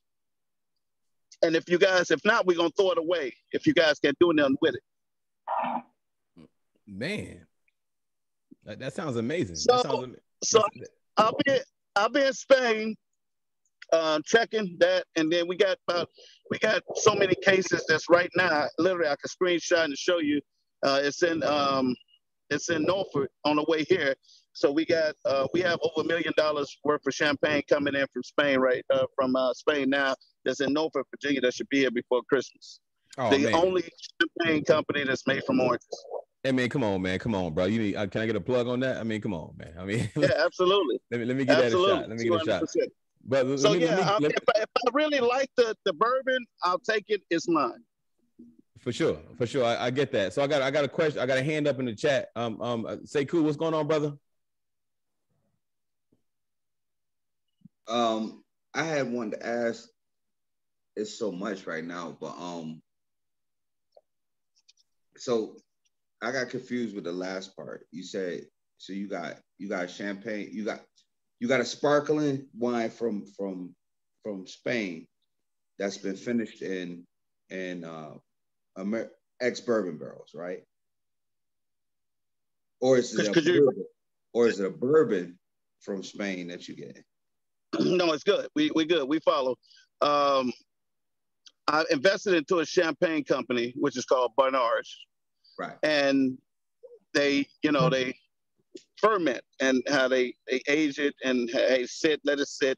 So what they did, they put some of the oranges in a bourbon barrel, which was a mistake. That's what I'm saying. We got the champagne. Champagne I invested in. I don't own the company, but I invested in. But the champagne, so what they did is with the bourbon, they put it in bourbon barrels. So they made a mistake and did those. And so they literally said, "Hey, we're going to send you guys a sample. You guys really probably just came out with a orange bourbon made from oranges in Spain, which is where the champagne was." So yes, if everything checks out, we like it. I haven't received it yet, but if so, I have first dibs on the bourbon to be rightfully my bourbon. Okay, so I understand what you're saying now. So it's two different products because yeah, two different products. Like the Primavera from Don Julio. That's a tequila that's finished in the orange wine made from oranges barrel. Because I was confused because I'm like, for one, you said champagne. I know champagne is a tricky topic. Like you said earlier, you careful with your words because champagne is usually cava when it comes from Spain. And champagne is just from France, whatever. Unless Corbel, Corbel, the only company that found a fucking way around coming from France and being from California, and they can call it champagne because they got the dollars. You know what I mean? Exactly. I was gonna say, it's all dollars. I was gonna say if you done found some way to get something from Spain to be called champagne, I know you done invested a lot of scratch in that shit. Because you got to bribe a lot of motherfuckers to get that champagne name to move out of Champagne. You have no idea. My partner almost lost his life in the process of it. I can understand that. I met your line. I was telling before you came on, like 2017. I think I was in one of these Facebook groups with you, and you was already going strong or whatever, 2017, 2018. And I know back then you were saying that you don't deal with lounges, and I had wanted to ask why earlier, and you've already answered that. But my question is, not dealing with lounges. I hear your perspective, and I know that limits the bag that you can get. When you're not playing the politics with the lounges, that limits exposure. And when you got limited exposure for something that you need to expose people to, it kind of puts you into a mode of, you got to go different ways with it. Rockstar was saying he couldn't find your product around him. I know I've never seen it in Colorado where I am. Do you have a marketing plan for broader distribution, or is that just not something you looking for? You just looking for organic growth? I have 15 different brand ambassadors in 15 different states that sell more than cigar shops would sell. Can you hear me?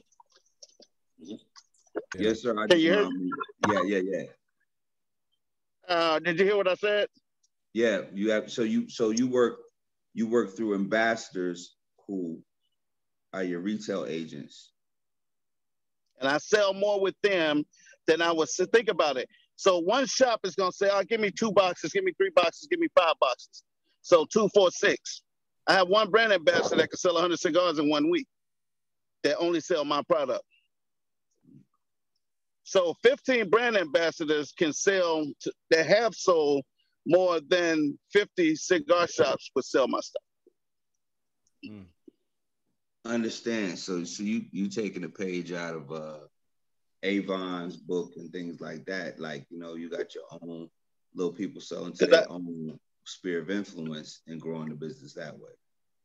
And also if they absolutely, and also if they have and they, and I charge, and people pay a kind of a franchise fee in a sense.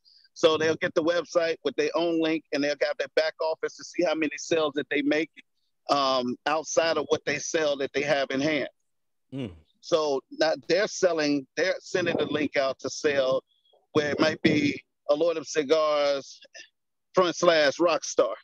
And then once you send that link out, everything that sells through Rockstar website, you'll be able to go back and see. And then, so you're selling there, you're selling over here, you're selling in the masses at the events. They're doing events, their private events, wherever. And then also, when I was kicked out, a group called Windy City Chicago in Chicago, cigar group, for advertising my cigar event, and they blasted me on their page and said, you can't do this in here. Go someplace, go start your own group. Smartest thing they ever told me is when I went to start SATC, which of course is, to me, one of the hottest, sexiest cigar groups on Facebook that we started and since 2016. And now, between all of the SATC groups, I got over 24,000 members, 22,000 members. That's crazy. Yeah, what does SATC stand for? That was the group that I came across you, and that was the group that I brought a bunch of lifestyle people in, and we ended up getting displaced from that group. That was funny.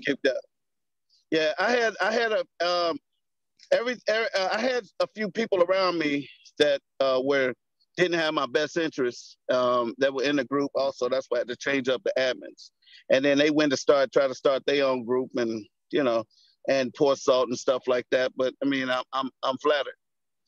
Yeah, like I said, that's where I came across you first, because like I said, I was sport. You seem to be receptive to all kind of bags, and I was like, I do leather and leaf. That's what I do. I'm in the leather community now. I've been smoking for a long time, so I combine it too.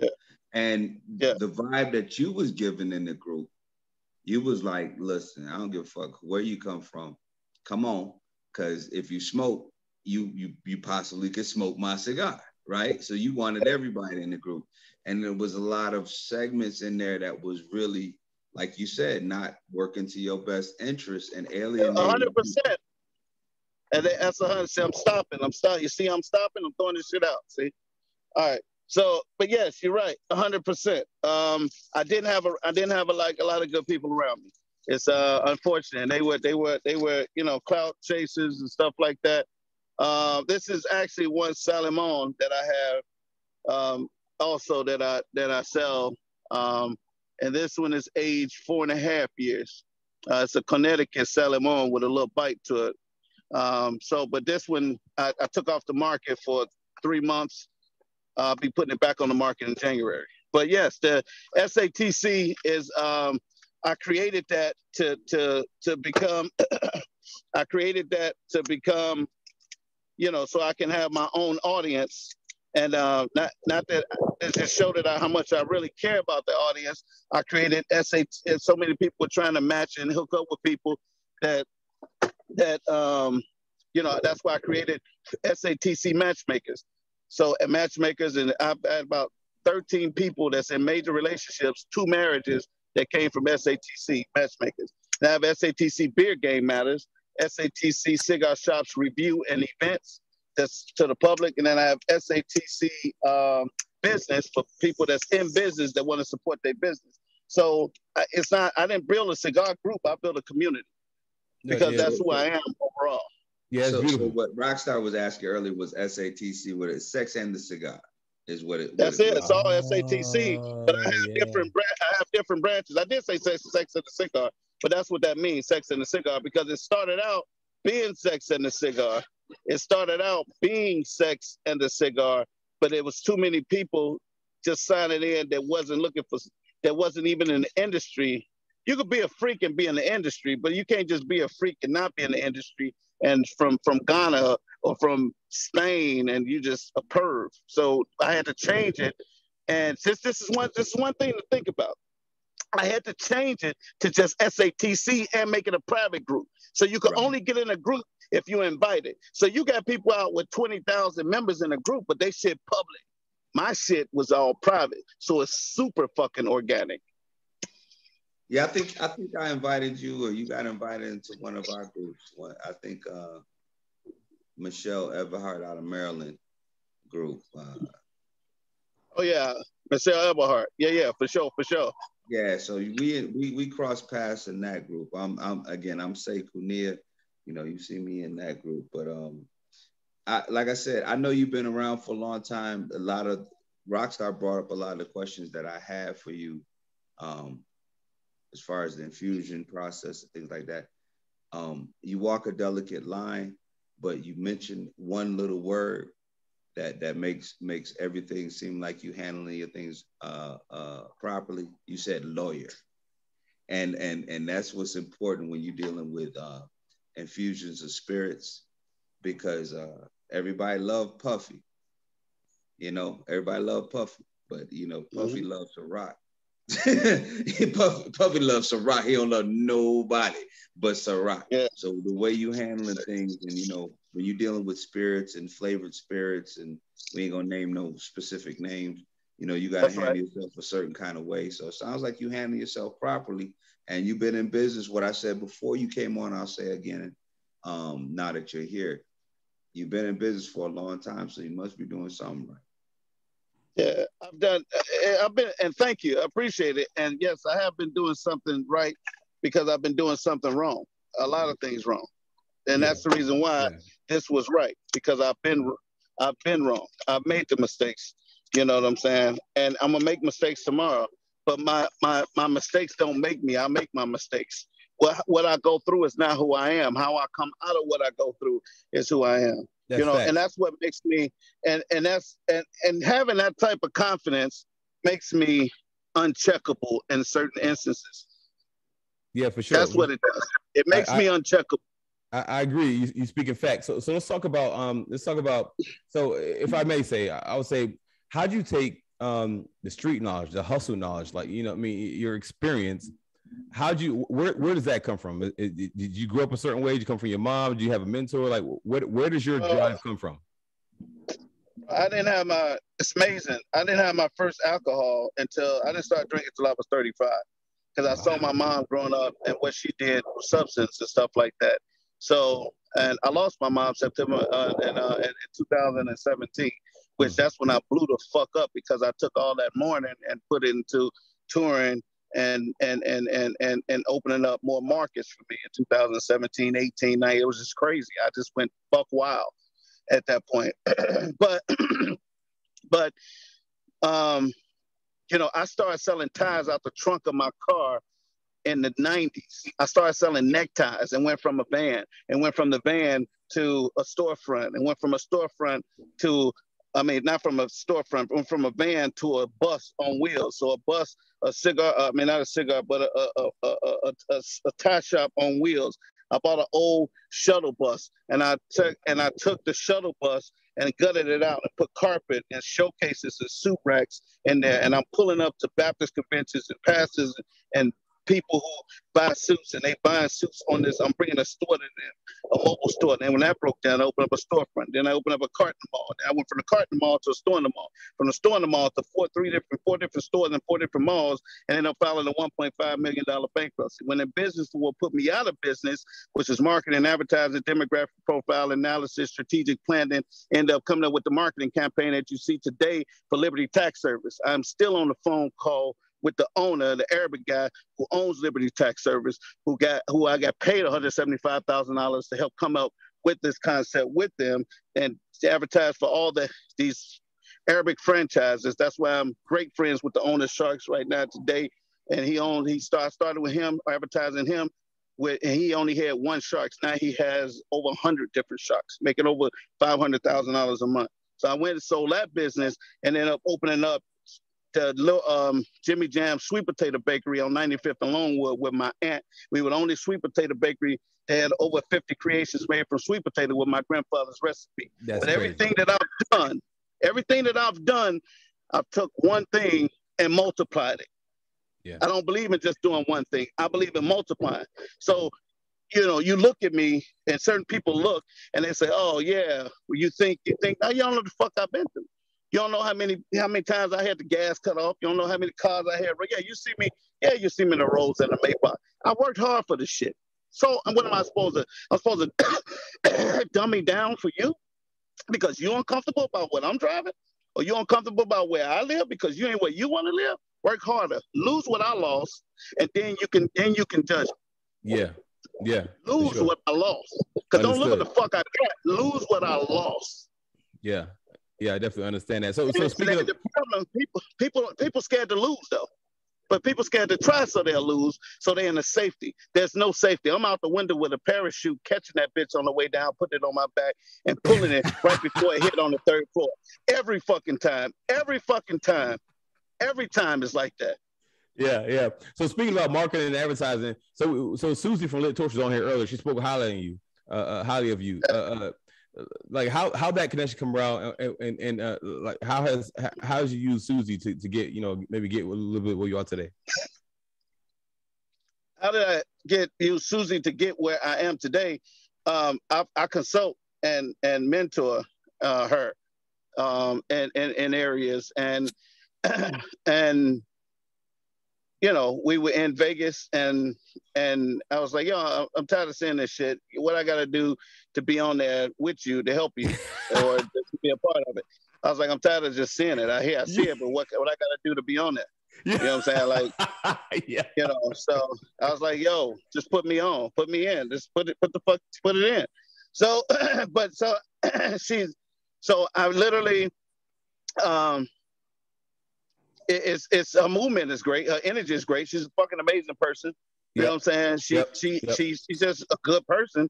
And why wouldn't I want to be a part of it? You know what I'm saying? And again, I understand I appear to be an asshole. I'm cool with that. But if you really know me and I fuck with you, I'll give you the shirt off my back. I'll make sure you're taken care of. Anybody in this industry that was sincere, that did their licensing, that was loyal, and took care of their business like they were supposed to, me, myself, my brother Mario, we go out of our way to make sure that they're good. Yeah, that's but dope. Those, if I'm not showing you respect, that means you're not giving it. Yeah, I hear you. I hear you for sure. So Mario, is that's your blood brother? Is that your business partner? Y'all do these movements together? Business partner, brother. We started around the same time he started with the Stogie Life brand. And I started with Alourdam Cigars. I started 1 year before him. He started right after we came out. We actually, funny part about it is we had a falling out.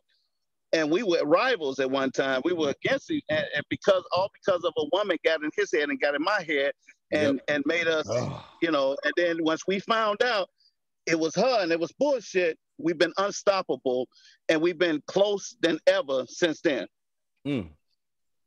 That'll happen. So you can't tell me that you can't turn a bad relationship into good, because our relationship was at the worst.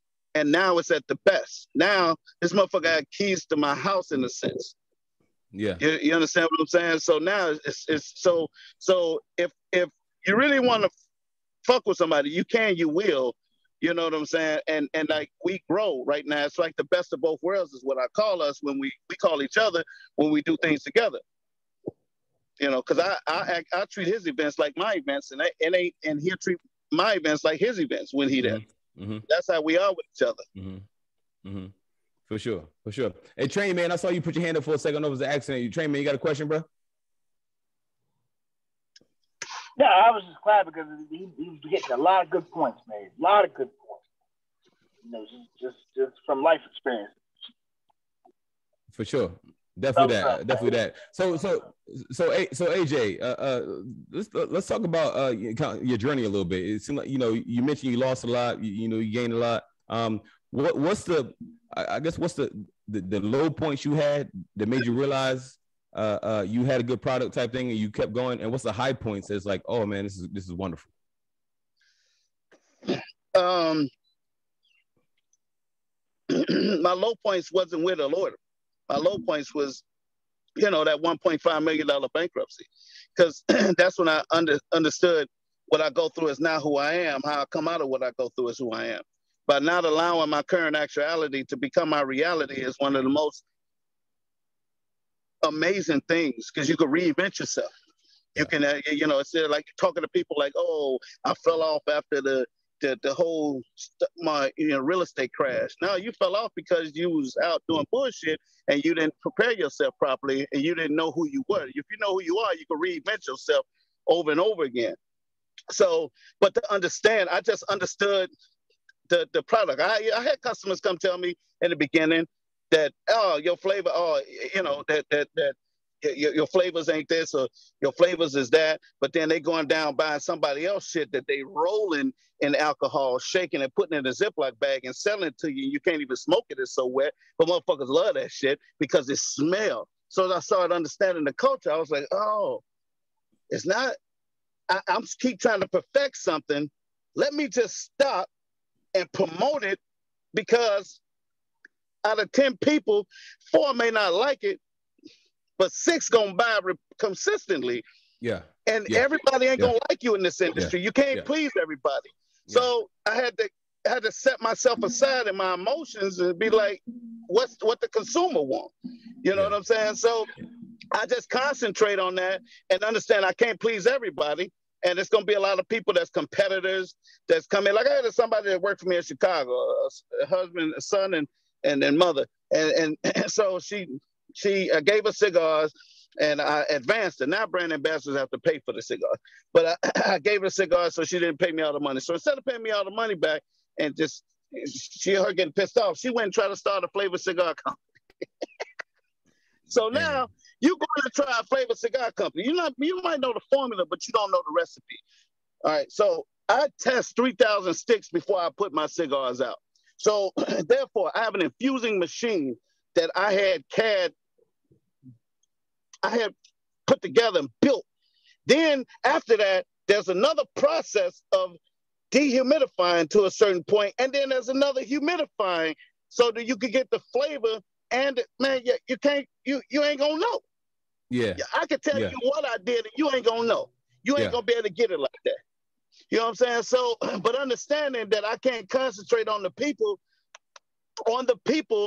that are competitors or not even competitors, people who are trying to mimic, because I've had 5 or 6 people that try to do that. You know, oh, somebody get in your head, they start to get smart. And somebody started to talk, hey, you can do this yourself. Okay, just go ahead and do it. I'm good. You know what I'm saying? So, but I just remain consistent.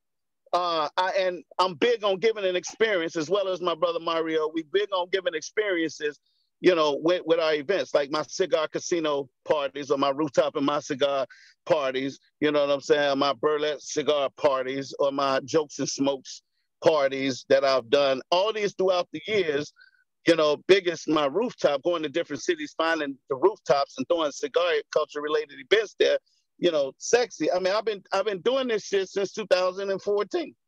Yeah, for sure. So you mentioned kind of, the lows 1.5, whatever. So, and you also mentioned maybe your highest money was last year. You made the most money. What else would you, and we're talking about cigars here.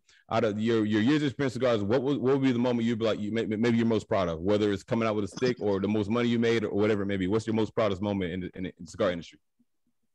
Understanding that I could profit through the pandemic, which is a shirt that I came out with, said profit through the pandemic, Alourdam Cigars, which is what I did.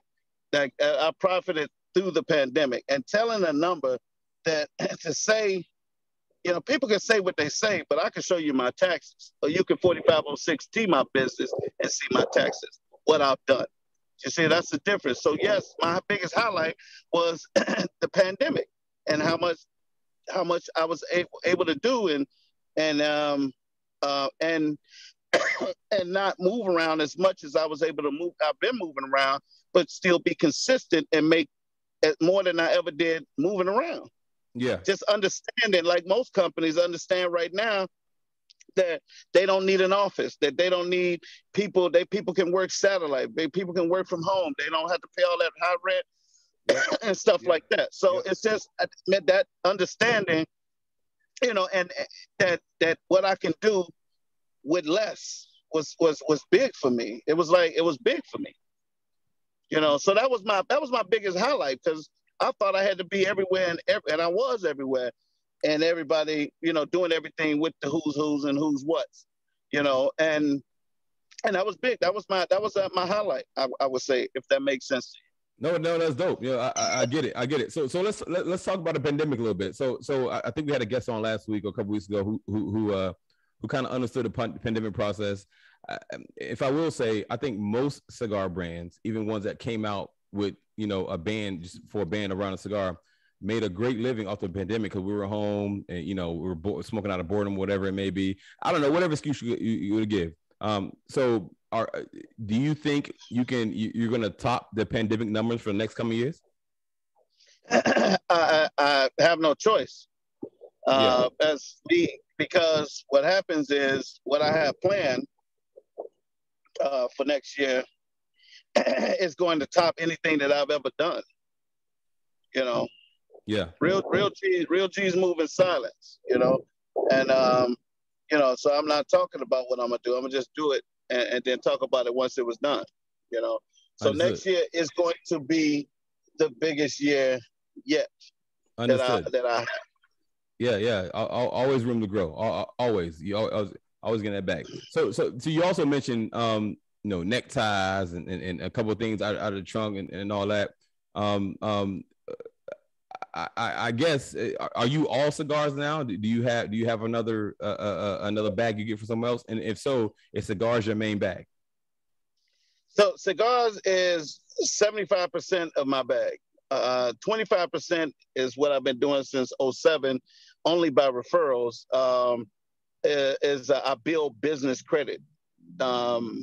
So for $1 million companies and companies who are trying to be $1 million companies. So it's a organic, expensive ticket, but, you know, in 2 months, one could actually have $500,000 shown on the Experian business or Equifax business with some history of the business. And that equates to you going to balance that and get get what's reflected on your business credit report. So if you're trying to get 200,000 and 200,000 shown on your business credit report, they're going to give you that 200,000. Wow. Yeah, that's definitely out of my league right there. I wouldn't know nothing about that. That's dope though. That's dope. So building, a lot of people don't know business credit is everything. So, and I built my business on business credit too. So I mean, when I bought into the factory, I went and pulled from a business line of credit that I built myself. Man, again, this is what most can't do or didn't do, and didn't have the capabilities of doing, which is the reason why. And you ever see a motherfucker and you be like, I can't stand that nigga. Yeah. And it's like, yo, why'd you just say that? I don't know. I just, he think he doing it. No, that's the shit that I get a lot. Yeah. Because you assume you can't stand me, because you I am making moves that you can't make. And I get that a lot in the industry. And I'm not saying this motherfucker out here that's shitting on me big time. That's all I'm saying. I'm talking about for my status, for where I am, where I came from, how I did it. I'm talking about me. I'm not worried about nobody else. So, but my biggest problem, I was telling brother yesterday, I said my biggest problem, I believe, is just I'm too easy just to stop talking to a motherfucker and cut a motherfucker off. And I said, I wish God would deal with me with that, so maybe I can have a little bit more patience, because I can just quickly turn off anything. I could just turn the faucet off, and sometimes I feel like, well, maybe I shouldn't. You know what I'm saying? And I don't know if that's my attention span, or I just don't. I ain't got time. I done got burned, fucked over so many times. It's like if I've been in a fire, I got my hand burnt, and I touch the doorknob, like, oh shit, that's hot. I ain't touching it. I'm not opening that door. That's how I feel on situations. But I feel like I should have a little more patience with people when things don't go right, instead of just going in a total opposite direction. Yeah, that's a tough call though. That's I don't know. Tough. That's a tough call. Yeah, especially when I hear you on that's a tough call. That's a tough call. Yeah. So let me introduce somebody joined the room. Mike Jones. What's going on, Mike Jones? Yo, what's going on? What's up, brother? Where you from, man? I'm from Chicago. Gotta come on, support my boy AJ. What's up, nephew? What's going on? Just getting in from the lounge, man. Nothing major, just walking in the house. So, and that's a and again, that's one of the ones in Chicago that I would stop, drop, and roll for, because of his tenacity, because of his caring, because of his, a lot of people don't understand. They look at the front of everything and not knowing the back. Like, we know the backs. We know how humble this guy was when he came and started with a pen and a pad trying to get the damn label off, very humbly, and then follow through. We give people advice in this industry, though, the mistakes that we done already made, and people will take our advice and ask us questions to agree with what they already decided. He wasn't one of those. He did implement, and look at the success now. He went from one side to two sides to pushback, now the rooftop, and everything else he finna fucking do. And he's growing organically, and he's consistent. So Mike Jones, again, publicly, I commend you on your consistency, you know what I'm saying, in the industry. And he's like, hey, I'm getting the ventilation right, 100%. I'm doing it. I'm doing exactly what you guys said. I'm getting this. I'm taking care of, everything. And not just me. Mainly, he talks to my partner, my brother Mario, the most. But we all talk together, and we stay focused, and we support him, and we support people that support us 100%. Of course, that's a beautiful thing, man. Support. I mean, support is free, and support is all we got. And one thing I don't understand is why we don't support each other, more. You know what I mean? Because the biggest reason why we don't support each other in this industry is because of jealousy. Instead of being happy with somebody, we happy for them.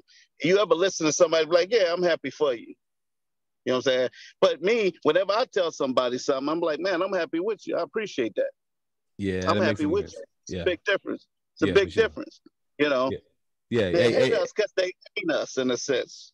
Yeah, you shoot a lot of good nuggets on here, man. A lot of good nuggets for sure. I respect that big time.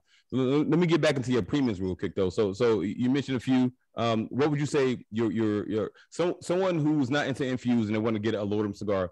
What would you say their first Alourdam cigar, the premium line, should be? What should they smoke? So again, that would be my experience, my experience and my trifecta. What's the profile on it? Is it medium? Is it full? What's the profile on that? Both. So the experience is a medium, smooth medium. And that one is from Esteli, Nicaragua, as well. That one is from Esteli, and that's the one that's the Connecticut, Maduro, Connecticut. Mm-hmm. And straight, smooth, medium body. But the trifecta is the Candela, Connecticut, and the Maduro, Esteli. Got a little Lajero, a touch of Seco in it. It has, I'm sorry, my sinus is starting to get me again. But it also has the box press, which who don't love a box press that does. And those are two also, that's from Esteli, Nicaragua. And that, I had one that Mike Jones loved, and it was a mistake. And I used to call them the shorties 5 years ago.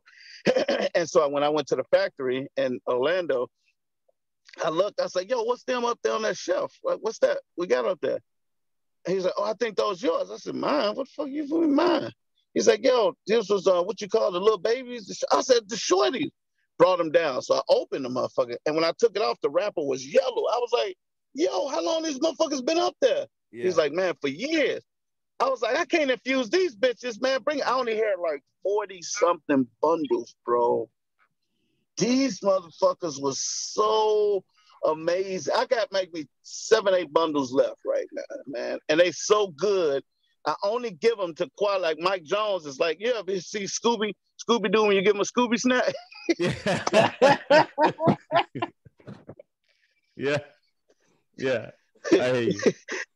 That's how a few people like Mike Jones is when they get that, including myself. That motherfucker's so good, and they still aging. Some are aging still. The little few I got, man, they so good, you know. So I got some other nuggets that I'll be bringing out next year. I didn't just want to bring them all, but on the thing that I'm doing, that's really big this year, I'll be launching some really nice stuff. For sure. So you mentioned Candela, man. Candela, there's not very many, in my opinion, there's not very many cigars that use Candela, and it's a very, delicate, it's a very delicate leaf. What made you use Candela? That's kind of a flip. What made you use Candela? So Candela wrapper is a very sensitive. I call that the sensitive girl, and I'm not no reference to the women, but the girl and the wrapper. Because it's very sensitive and it's very petite, and you have to treat her with respect in order to for it to become reciprocal. So you really have to, you can't smoke a Candela wrapper in distressed temperature. Like right now the wind is blowing here in Chicago, so you can't smoke this outside. You have to smoke this inside. Temperature, you can't leave it in the car and let it get cold. You know what I'm saying? Which any cigar, you can't do that. You can't smoke it in extreme heat. But when you got that cigar in the right temperature and you can enjoy it, it's going to give you a sweet, a different experience that Candela is the shit, bro. Yeah. And that mixing that Maduro, they're mixing that Maduro with that Connecticut. You know what I'm saying? And what we do, we chop some. It's so funny. We sprinkle, almost like you sprinkle some weed, some of that on a Candela on the inside too. But that's one of my little secrets that I did. I don't care about that. I got you. So you mentioned you got a master roller or a master blender or whatever. How much of his opinion or do you take in consideration or is the sticks all about what you like, or do you listen to your blender per se? I tell them what I want, and then they tell me what works best for what I want. Mm-hmm. The key to success is to set stuff aside. It's not about you. Mm-hmm. So I have this box coming out next year in February, and it's a box of 4 with a clear wrapper with a clear front on it, plexiglass, but it's a cedar box, and it has 4 perfectly fit box press. One is a Candela, one is a Connecticut, one is a Maduro, and one is a Maduro, Connecticut, Candela, and what's the other? I don't know. I've been growing them. See, I've been growing these for so long and letting them sit, and but it's 4 wrappers, and it's got the name on each. And with it having a name on each, and again, it's a front face, so it's out. It's you know, you can see all 4 of the colors in there, and so this is one of. It's like it's a sample pack. Nobody really has done it like that, and I'm not breaking it. You have to buy the whole thing. So I love that, but I love that Candela. Yeah, for sure. Yeah, so I love it. So you mentioned you got 15 reps in 15 different states, whatever. What is your maybe one of your top markets that you sell at? Top market that I sell at would be maybe a state or a region or something like that. Texas. Yeah, Texas. Yeah, for Texas. Sure. Texas. Yeah, Texas would be Houston, Dallas, Austin, all them. All 3. Hey, so I'm in Dallas, and I brag about Dallas every week on my Whiskey Wednesday, Cigar Rockstar TV. Tune in, like, subscribe, share, all that. But I talk heavy on Texas, and I think people be sleeping on Texas, man, for real. I would if I wouldn't. I like Texas better more than I like Atlanta. I think Atlanta is fake Hollywood. It was good when it was good, and I think that's like a lot of people don't know this, but Atlanta is the #1 state for repossessed cars in the world, basically in the U.S. It's #1 because, and that's what that says. That says there's a lot of people living beyond their means, just trying to give that perception. Wow, so Atlanta was the shit back in the day, and it is Black Hollywood for those who are successful and consistent. It's good. It's no problem. Yeah. But Texas is like the next from Chicago to Atlanta to Texas. Texas is that now. You know what I'm saying? Yeah. Said that Houston, that Dallas is stuff. If you don't want to be so turnt, you go to Dallas. You want to be super turnt, you go to Houston. You know what I'm saying? You just want to be bougie, you go to Austin. You know what I'm saying? Yeah. You know what I'm saying? I'll co-sign on that. It's a great market. It's like the suburbs. It's like you just suburban. You can go to all the suburbs. I like that. It's a place to consider if I would want to move, but it's just a place to consider because I still feel like I would want to be in like Miami, Brickell area full time. Oh man, yeah, Brickell's beautiful. That's crazy. I mean, I can't afford it, but Brickell's definitely beautiful. Yes, you can. You can afford it. Speak it, receive it, achieve it. That's my first book, brother. Speak it, receive it, achieve it. You can if you can speak it and feel it, that shit gonna happen 100%. So you stop saying you can't afford it. Start saying, you know what? I'm moving to Brickell. If that's where you want to go, start speaking. I guarantee it'll happen. And line up them cars. Yeah, line up them cars, make it happen. Yeah. It has to come. It has to come. Yeah, for sure. So you mentioned politics a little bit. It seemed like you kind of, stray away from politics or whatever, which you understood.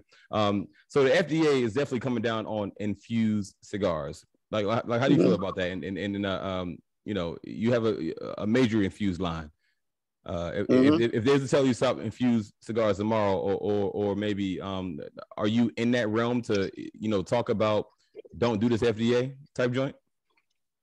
I've already put my vote in, like others. They've tried this several times. They tried it several times and they were not successful each time. They're a little closer this time than they were all the other times.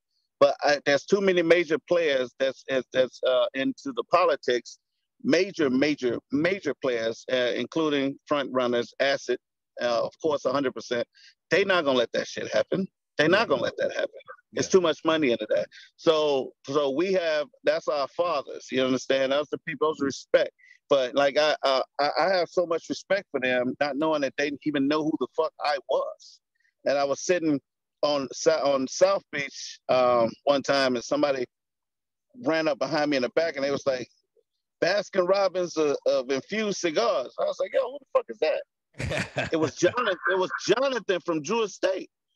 So the first word out of my mouth, I was like, nigga, you know me like that? That's exactly what I said. He was like, come on, of course I know you. I was like, really? I was like, yo, my man, appreciate that. I got the video. I have that video. I have the video of him saying that. Like, I'm saying what I said. But I'm saying that's my father, even though he's sold and he's still affiliated though. But these companies that are largely in this industry that have paved the way for people like me to come in to be a part of the culture, it's not going to let things like that happen. They have big money. They pockets are very deep. Yeah. And they definitely donate to certain campaigns and all that too. It's all politics, brother. Trust me. Yeah. So, but if they do, just like real estate, that ain't going to stop nothing. Because there we go. I can stop the flavor, but I got shit on the shelves that I could go pull 20 different blends right now and put bands on them right now. They're just sitting. We haven't done nothing with. If somebody want to come and talk and say, hey, I want to start a line, I got shit sitting that I could start somebody's whole line right now if they want it. That's dope. That's crazy. That's crazy. And we've been talking, we've been chatting for a while, man. I've asked some questions. I want to open up the floor to the room. Any questions coming from the room?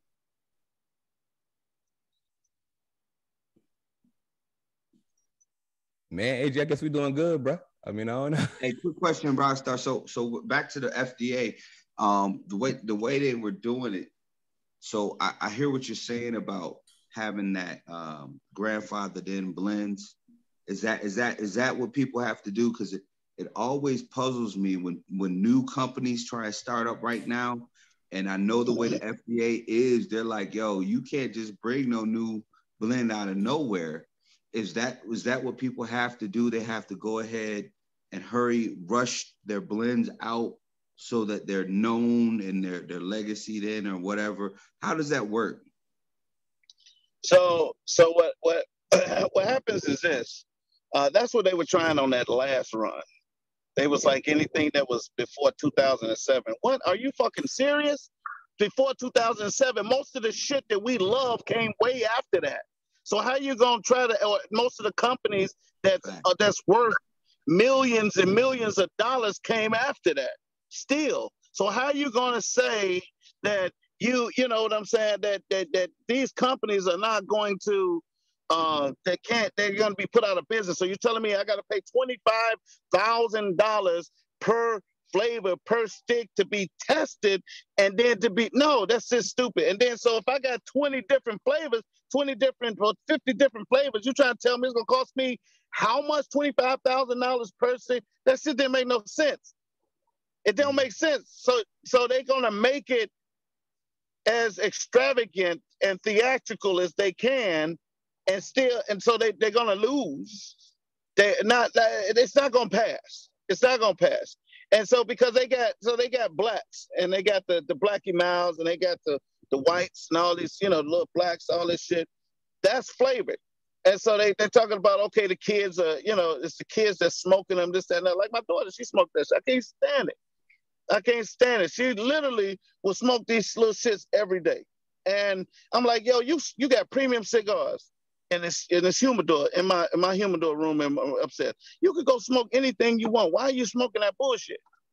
Because they like it. They can't stop they're not gonna stop that, man. That company make more money than the cigar companies. Them little fucking blacks make more money than the cigar companies, bro. Yeah, they're not gonna stop. It's politics. The original target, Europe succeeded in doing what the original target of all of this FDA stuff was. Europe succeeded in outlawing menthol cigarettes. Back when it's all started under Obama, the target of this was flavored cigarettes. So I lost my clove cherries that I used to love. I lost my clove menthols. Cloves came back as cigarillos. So then they started going after cigars. But I'm like, the original target of the endeavor was never addressed. Why? Because Philip Morris money long like chain smoke. They put that train smoke money out there, and now all of a sudden it became about cigar. Did you notice that? It started off, we're gonna ban menthol cigarettes, but then it started at 100% menthol. You're right. Yeah, and then it became infused flavored tobaccos, including pipe smoke and cigars. So they still never addressed the menthol culprit that they was going after, but now they're making it about how much money they can make cigar brands spend to defend their right to have a business. That's exactly what it is, because they found out how much money we actually making. That's why the taxes is higher than giraffe pussy before us in this culture, in this industry, because because they weren't making enough money on us because of all the money that we were making. That's just all about money. Number one, that's the first thing it's all about, is money with them. You know what I'm saying? So, but again, it's too governed for that. It will almost be a pandemic in the cigar industry if that happened. That's true. That's all I'm telling you. That's all I'm telling you. Yeah, that's all true. I'm saying. So they gonna, all of this is to get money. They're gonna get more money from us. That's for sure. I'm pretty sure that they're gonna get more money from us. But I can tell you this: it's all about the money and about regulating more, of course, because it is some people out here that's doing some shit like the motherfucker in Chicago that's taking cigars from another company with their name on it, taking a dish, pouring some alcohol in there, rolling it, shaking it out, and putting it in a Ziploc bag, selling it to motherfuckers. Yeah. That ain't no regulation there. That ain't none. My shit was a chemist told me how much I should put in this cigar just to get the flavor, not to make people, it's not gonna make people drunk. He educated me on how alcohol, once it reaches a certain temperature, how you still have the flavor, you won't have the alcohol, this, that, and the other. Like, people be like, man, your cigar made me high. I just smile, like, oh, okay, all right. But really, it's just you smoked it too fast. Like any cigar, you can smoke the strongest of the strongest cigar as long as you smoke it in moderation, 45 seconds to a minute puff increments. You can smoke the strongest cigar as long as you take your time and you puff. Like I'll puff one time, and then when I come back, puff 4 or 5 times just to get enough smoke, and then I let it rest. Yeah, for sure. See what I'm saying? And that's what you're supposed to do. You ain't just supposed to be keeping it. Well, I hate to see a motherfucker just talking like a cigarette with the cigar in his mouth and it's all juicy and it, all that. Ain't nasty, nigga. That ain't how you smoke a cigar. This ain't weed. This ain't a cigarette. So, but yeah. I mean, anyway, next. Let's talk about something. Let's go. Whatever you want, man. Yeah, I got you. Hey, look, so I noticed that one of the fellows from he jump off here. Cliff, you still on here? Oh, Cliff got off here.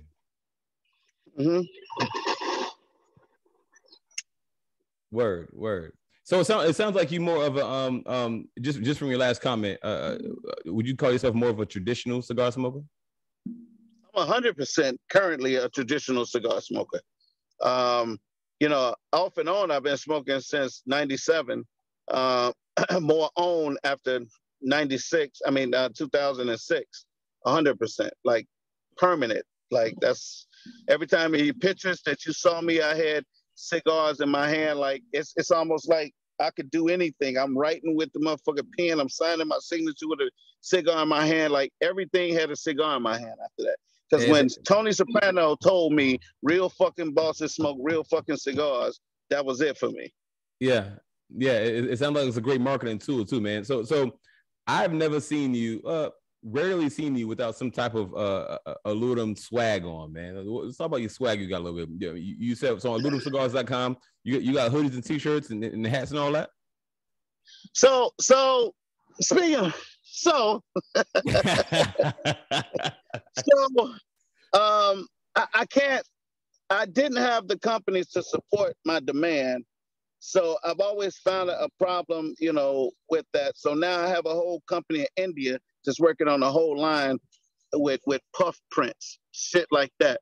Raised, they look like almost like a carpet feel. It's ridiculous. So this is some of the stuff that's up for 2000 to 2022. So this stuff that's coming out next year. But yes, a lot of stuff I buy, I do have made, or I go fly to LA and get a lot of stuff that I know I can't get here, or FaceTime him and he do walk through the store and then ship it to me and I pop my logo on it. But that's reference to this. Everybody want to own a business, but don't nobody really want to be a business owner. Like, you shouldn't have to ask me what the fuck I do. You're not going to do that. You're not going to ask me what I do for a living because you're going to look at me and see it. And that's what we get away from. We get away from that with, you know, like, we don't look like what we do. Like, I people have given me business cards and I looked at the business cards and now what is it that you do? Who the fuck is ACB Enterprise? Like, what is that, bro? Get away from that. I'm Alourdam Cigars. I'm Jimmy Jam Sweet Potato Bakery. I'm MP Inc. Mobile Advertising. You ask me what I do, you should be able to see. You don't have to ask what I do. You should be able to see what I do in my business. A lot of us, we get away from that. And a lot of us, I remember when I went to the factory in Dominican Republic, and I had just bought this $750,000 Coach bag. And I spent, in Orland Park Mall, I bought the Coach bag. I'm like, yeah, I'm be on first class, going over here. I'm cool, you know, I got it. And I got over there, and my worker at the warehouse picked me up with a Alourdam baseball cap and an Alourdam backpack. And I was like, yo, what the fuck is that? Like, that's my logo. He was like, yeah, smart. And I was like, huh? He said, yeah, smart. He said, I promote you. And I was like, and I was convicted like a motherfucker, man. Yeah. I swear to God. Yeah. I swear to God, bro. This motherfucker went and put a logo on a backpack that was nothing over there. And it had more value than and let me tell you, if somebody want to give me a few $100s for that Coach backpack that I only wore one time, took to Dominican Republic, it never left my closet. It's still in my closet to today. Every fucking thing that I have that's outside of business, that I have to be business. If it's casual, it's got Alourdam on it. Yeah. Everything has Alourdam on it. And that's what if you believe in your fucking business, everything should have Alourdam. Everything. Even this tattoo is Alourdam. Everything is Alourdam. Everything you should. I'm not saying go out and tattoo your business on you. I'm just saying I believe in my business. And when you look at me, you're gonna believe in my business. Yeah. That's all I'm saying. Yeah. So I know you're Chicago. You know, I met you in Atlanta. You talk about LA. What is your favorite city to smoke in? Miami, of course. But tell me why Miami is for you. I love the smell of the ocean. I love to hear the ocean. I love the cigar. I love the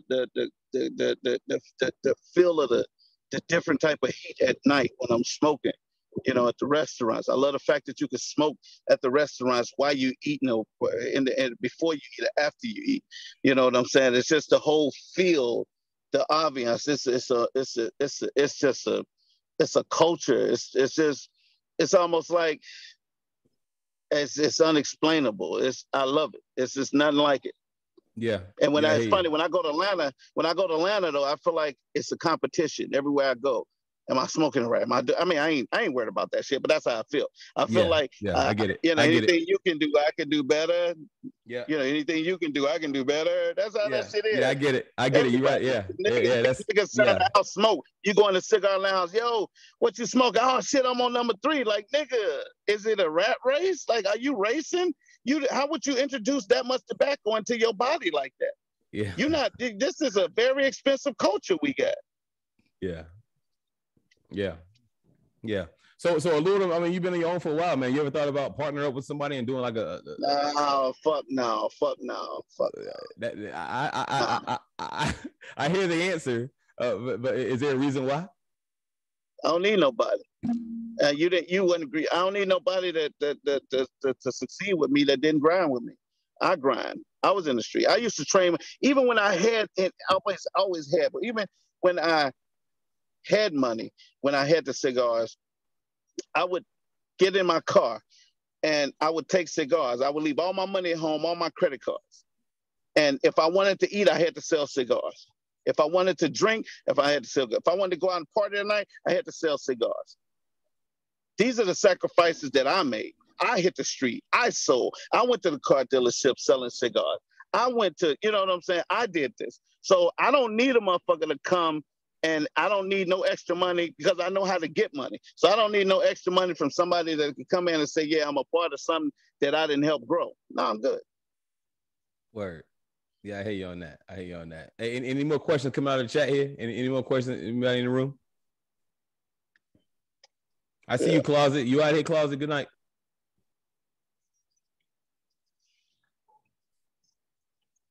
Ah, man, I guess we're doing a good job there, AJ. I guess we're doing a good job, bro. Is it a one or two thing? Either we doing a good job or... Well, I like to pride myself on asking good questions and engaging the audience. So I feel like we're doing well. We had a couple people come on and say already asked the question. You're doing a good job. You doing a good job. You good. You know what I'm saying? I tell you doing a good job. You're good. You know what I'm saying? You're doing a good job. You're good. That's for sure. Let me ask you this though. So you know, this is one of the things, you know, I came out with the Zoom pandemic. Everything was in Dallas. We was on lockdown. We had a curfew. We couldn't leave and all that mess. I'm used to. I'm kind of a socialite. Sometimes I like to go out in lounges and smoke. But so I started this show. So like, how important of, you know, I guess virtual herfs or virtual advertisements or whatever. How is important? Is that important to you? Important to do what, like what we're doing right now? Yeah. Type stuff? Yeah. I don't participate. Usually not? Okay. I appreciate you coming on, bro. Like, for real, respect.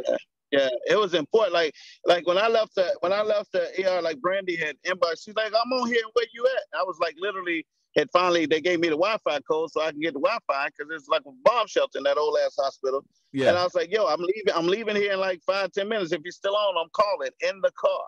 You know what I'm saying? So because I fuck with you, I don't have no problem. You know what I'm saying? Yeah. I think you have some similarities in the industry, meaning, you know, you got people that think you're creatively different because of how your style of dressing or your style of smoking, your aggressiveness in this culture, and you intimidate some people because they don't know you, they don't know what you're about. Where did you come from? Who are you? Like, I got all that shit. I get all that shit. So that's why I fuck with you. Very true. I appreciate that. I feel you on that big time. Definitely feel you on that. You don't understand the stuff I hear, bro. It's unbelievable. The stuff you hear.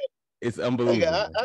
Like, I hear a whole lot of shit, but I never hear them talking at the bank. I never. It's amazing. I was like, I'll be looking. I'll be like,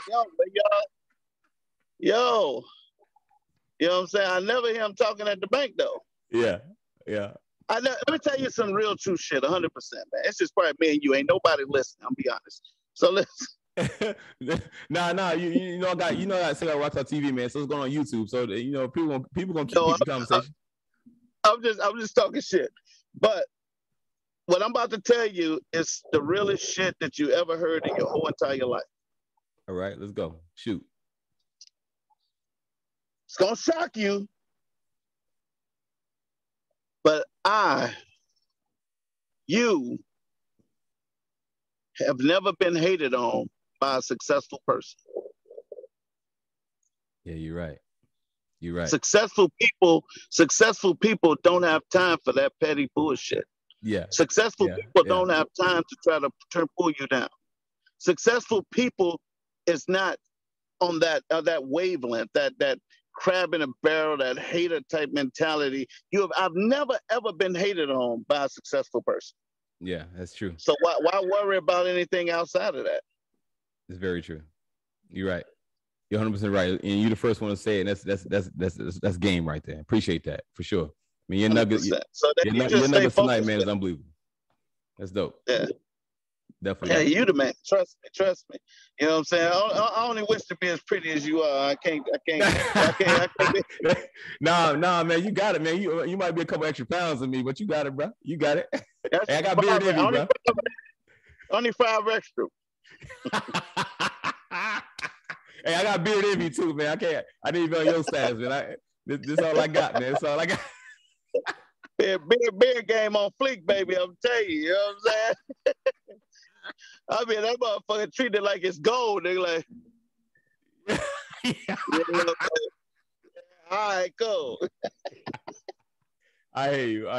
Man, I know it's late where you are, man. I know you came out of the hospital, man, but I usually ask one last part in question, if you can indulge me on this. So why should anybody buy Alourdam Cigars, bro? So why should you? I mean, why should you? You know, and the question is, why should you buy Alourdam Cigars? I mean, first off, you know, we did something, we collectively have done something in this cigar industry that people call me the Master P of cigars, in a sense. Oh, yeah, I see that. Because I've sold, you know, I'm the only cigar company in the world with over 99 different flavors of alcohol-infused cigars. You know, so if you drink certain alcohol, you can smoke it and taste it, even on the dry draw. So, you know, and even for those that don't smoke cigars, I like these people that say I'm a full body smoker. I only smoke full body. Man, shut your ass up. Listen, first off, you smoke full body only because you smoke too many full body only. You got to balance your palate. You shouldn't be just a full body smoker. You're burning your shit out too. You understand? So to have an alcohol infused cigar to balance off your palate will allow you to reintroduce what you love, you know what I'm saying, and to your palate. So you need to break your palate. You know what I'm saying? That's why most of the time, this coffee been in my car all day, but I only use this as a palate reset. It's been in the coffee all day. It's a piece of mint on top of it. Been there since this morning. But when I'm smoking, I like to clear my throat out a little bit, you know, but I also like to reset my palate because the coffee does that. The coffee's flavor. You need flavor even if you do lemon juice and water. So I'm saying Alourdam Cigars will give you peppermint stick vodka, lemon gin, you know, smoked maple bourbon, you know, sweet bacon bourbon, coconut tequila, you know what I'm saying, Remy, or VSOP, you know what I'm saying, fucking high karate, whatever. I got it all. Like, I could put vagina juice in that motherfucker if you want me to. Send it to me, I'm gonna put that shit in there. You know, but to experience something you never experienced before. Hey, I knew Sekou was coming off mute when you heard that. I knew Sekou was coming off mute when you heard that. Like, surprisingly, I've done that for people though. What? And so have I. Where can we buy one there though? Shut up, nigga. I've done some private shit for people, man. That's called pousse, not douce. You don't want to copyright infringement product. It's called pousse. So, but you know, to experience something you never experienced before. I mean, that's to say that, you know, I'm just that full body smoker all the time. You know what I'm saying? You need a balance. It's good to just treat your balance. I have a Macallan 18 infused cigar that's spelt wrong from the regular Macallan. I'm just saying it's a Macallan infused. Not saying I'm using Macallan, and that's because I use whatever I use. It might be close to it, but the spelling ain't the same, so I'm good. Yeah, word. I understand that. So I'm saying, but if you got a $300 bottle of Macallan, or you send me something, I got people who go out of the country and get stuff that you can't get, and they send me enough to infuse, and I send them their cigars infused in that. I mean, I'm custom. You know, I've done hundreds of bands for people, for events, everything. So I'm not just, just alcohol infused. I'm custom, custom bands, custom boxes, You know, I mean, my non-infused, it has to be premium. My non-infused have to be premium cigars. So I take my time in what I have, and I don't launch everything at the same time. So next year, only thing I'll probably bring back is the trifecta. Everything else will be a whole nother line. Word. So if you want some, I mean, we don't smoke. It's say, oh, my favorite is Perdomo. Oh, my favorite is my father. I smoke everybody's shit, but I take the band off when I'm on. I take any pictures because I don't, you know, I'm not gonna support nobody else's business. I remember the roller over in Dominican Republic told me I was taking a picture with somebody band. So he came and I was taking a picture and he came and snatched the band off and he said, now you take the picture. And I said, and two biggest lessons I learned was from Dominican Republic. The motherfucker with the backpack and the hat when he picked me up, and another roller snatched the band off. He said, I don't care if you like them or not. Don't ever take another picture with somebody else's cigar other than yours, or take the band off. Brother, that's real talk, because I got my homeboy, COVID really shut his business down, but he was an importer of cigars from this certain island that we're not supposed to get cigars from. And they always talk about backdoor Cubans, and I always thought it was bullshit. However, this brother got so many photos from the inside of the Partagas factory, and if you know Partagas factory make a lot of cigars for everybody. He got a picture with Fidel's brother, the one that's actually ruling Cuba now. He got a picture with him. So when I say backdoor Cubans, he got unbanned. I had the Partagas Maduro #2, the Torpedo, a whole year before it came out, before it debuted at the Cuban Cigar Festival, right? Because he went over there and had them. He was getting me my #1s, and he got unbanded #2. And the funny thing is, I was posting pictures before they came out, and people was like, you know, it's whatever.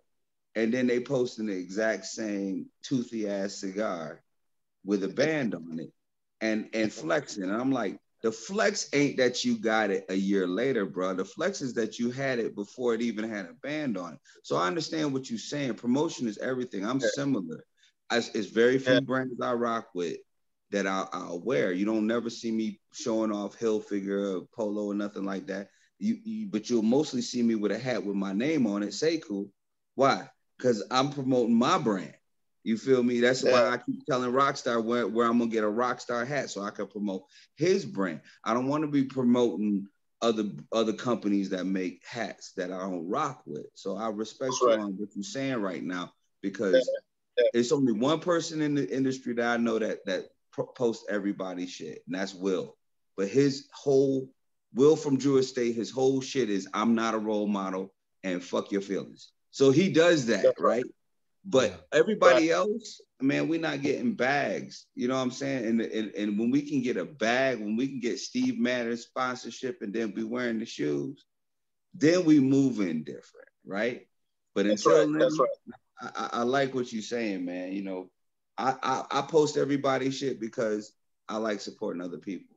But at the end of the day, as a brand owner, you 100, man. Don't post nobody else shit. They ain't paying your bill. I ain't gonna do it. Motherfucker be like, do it for the vine. I'm like, I ain't gonna do it at all. I ain't gonna do it. That dog, like my favorite saying, that dog ain't gonna hunt at all. Yeah, for sure. You know, so, but I appreciate that. Thanks, bro. You know, I just don't, you know, everybody not, I always say this, everybody want to own a business, but don't nobody want to be a business owner. And then you don't want to do what it takes to be a business owner, you know, and you got sometimes you got to be shrewd. Sometimes you got to be shrewd. Sometimes you got to be upfront, like handicap parking. Sometimes you got to hurt somebody's feelings, you know, and everybody's not cracked up for that. Everybody can't survive that. You know what I'm saying? But I just been in business so long in my life, and I made so many mistakes in my life that, you know, I might seem like an asshole, and in some instances I really am when it comes to I just don't, if I don't fuck with you, I don't fuck with you. You know, I can't be phony about that, you know. I posted the other day, I was like, and it's somebody big in the industry with this, they making movements, and I was just looking, and I was like, I started paying attention one day, It's like this motherfucker is liking and loving and commenting on everybody around me, but not liking one thing, but you fuck with me. You want me to do this with you. And this, oh, I got it.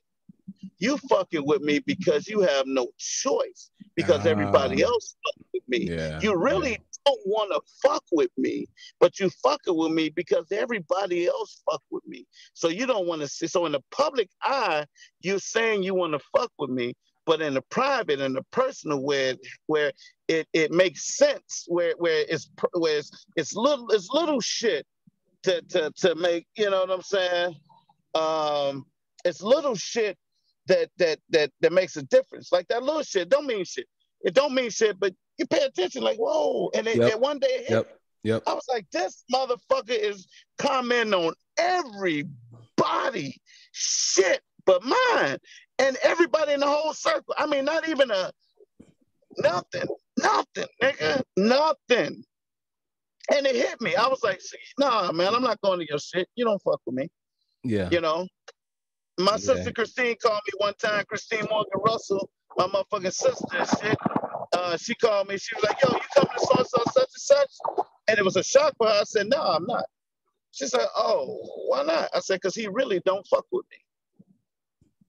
Yeah. I said, I'm done supporting motherfuckers that don't fuck with me. I don't care. If you don't fuck with me, I'm not fucking with you.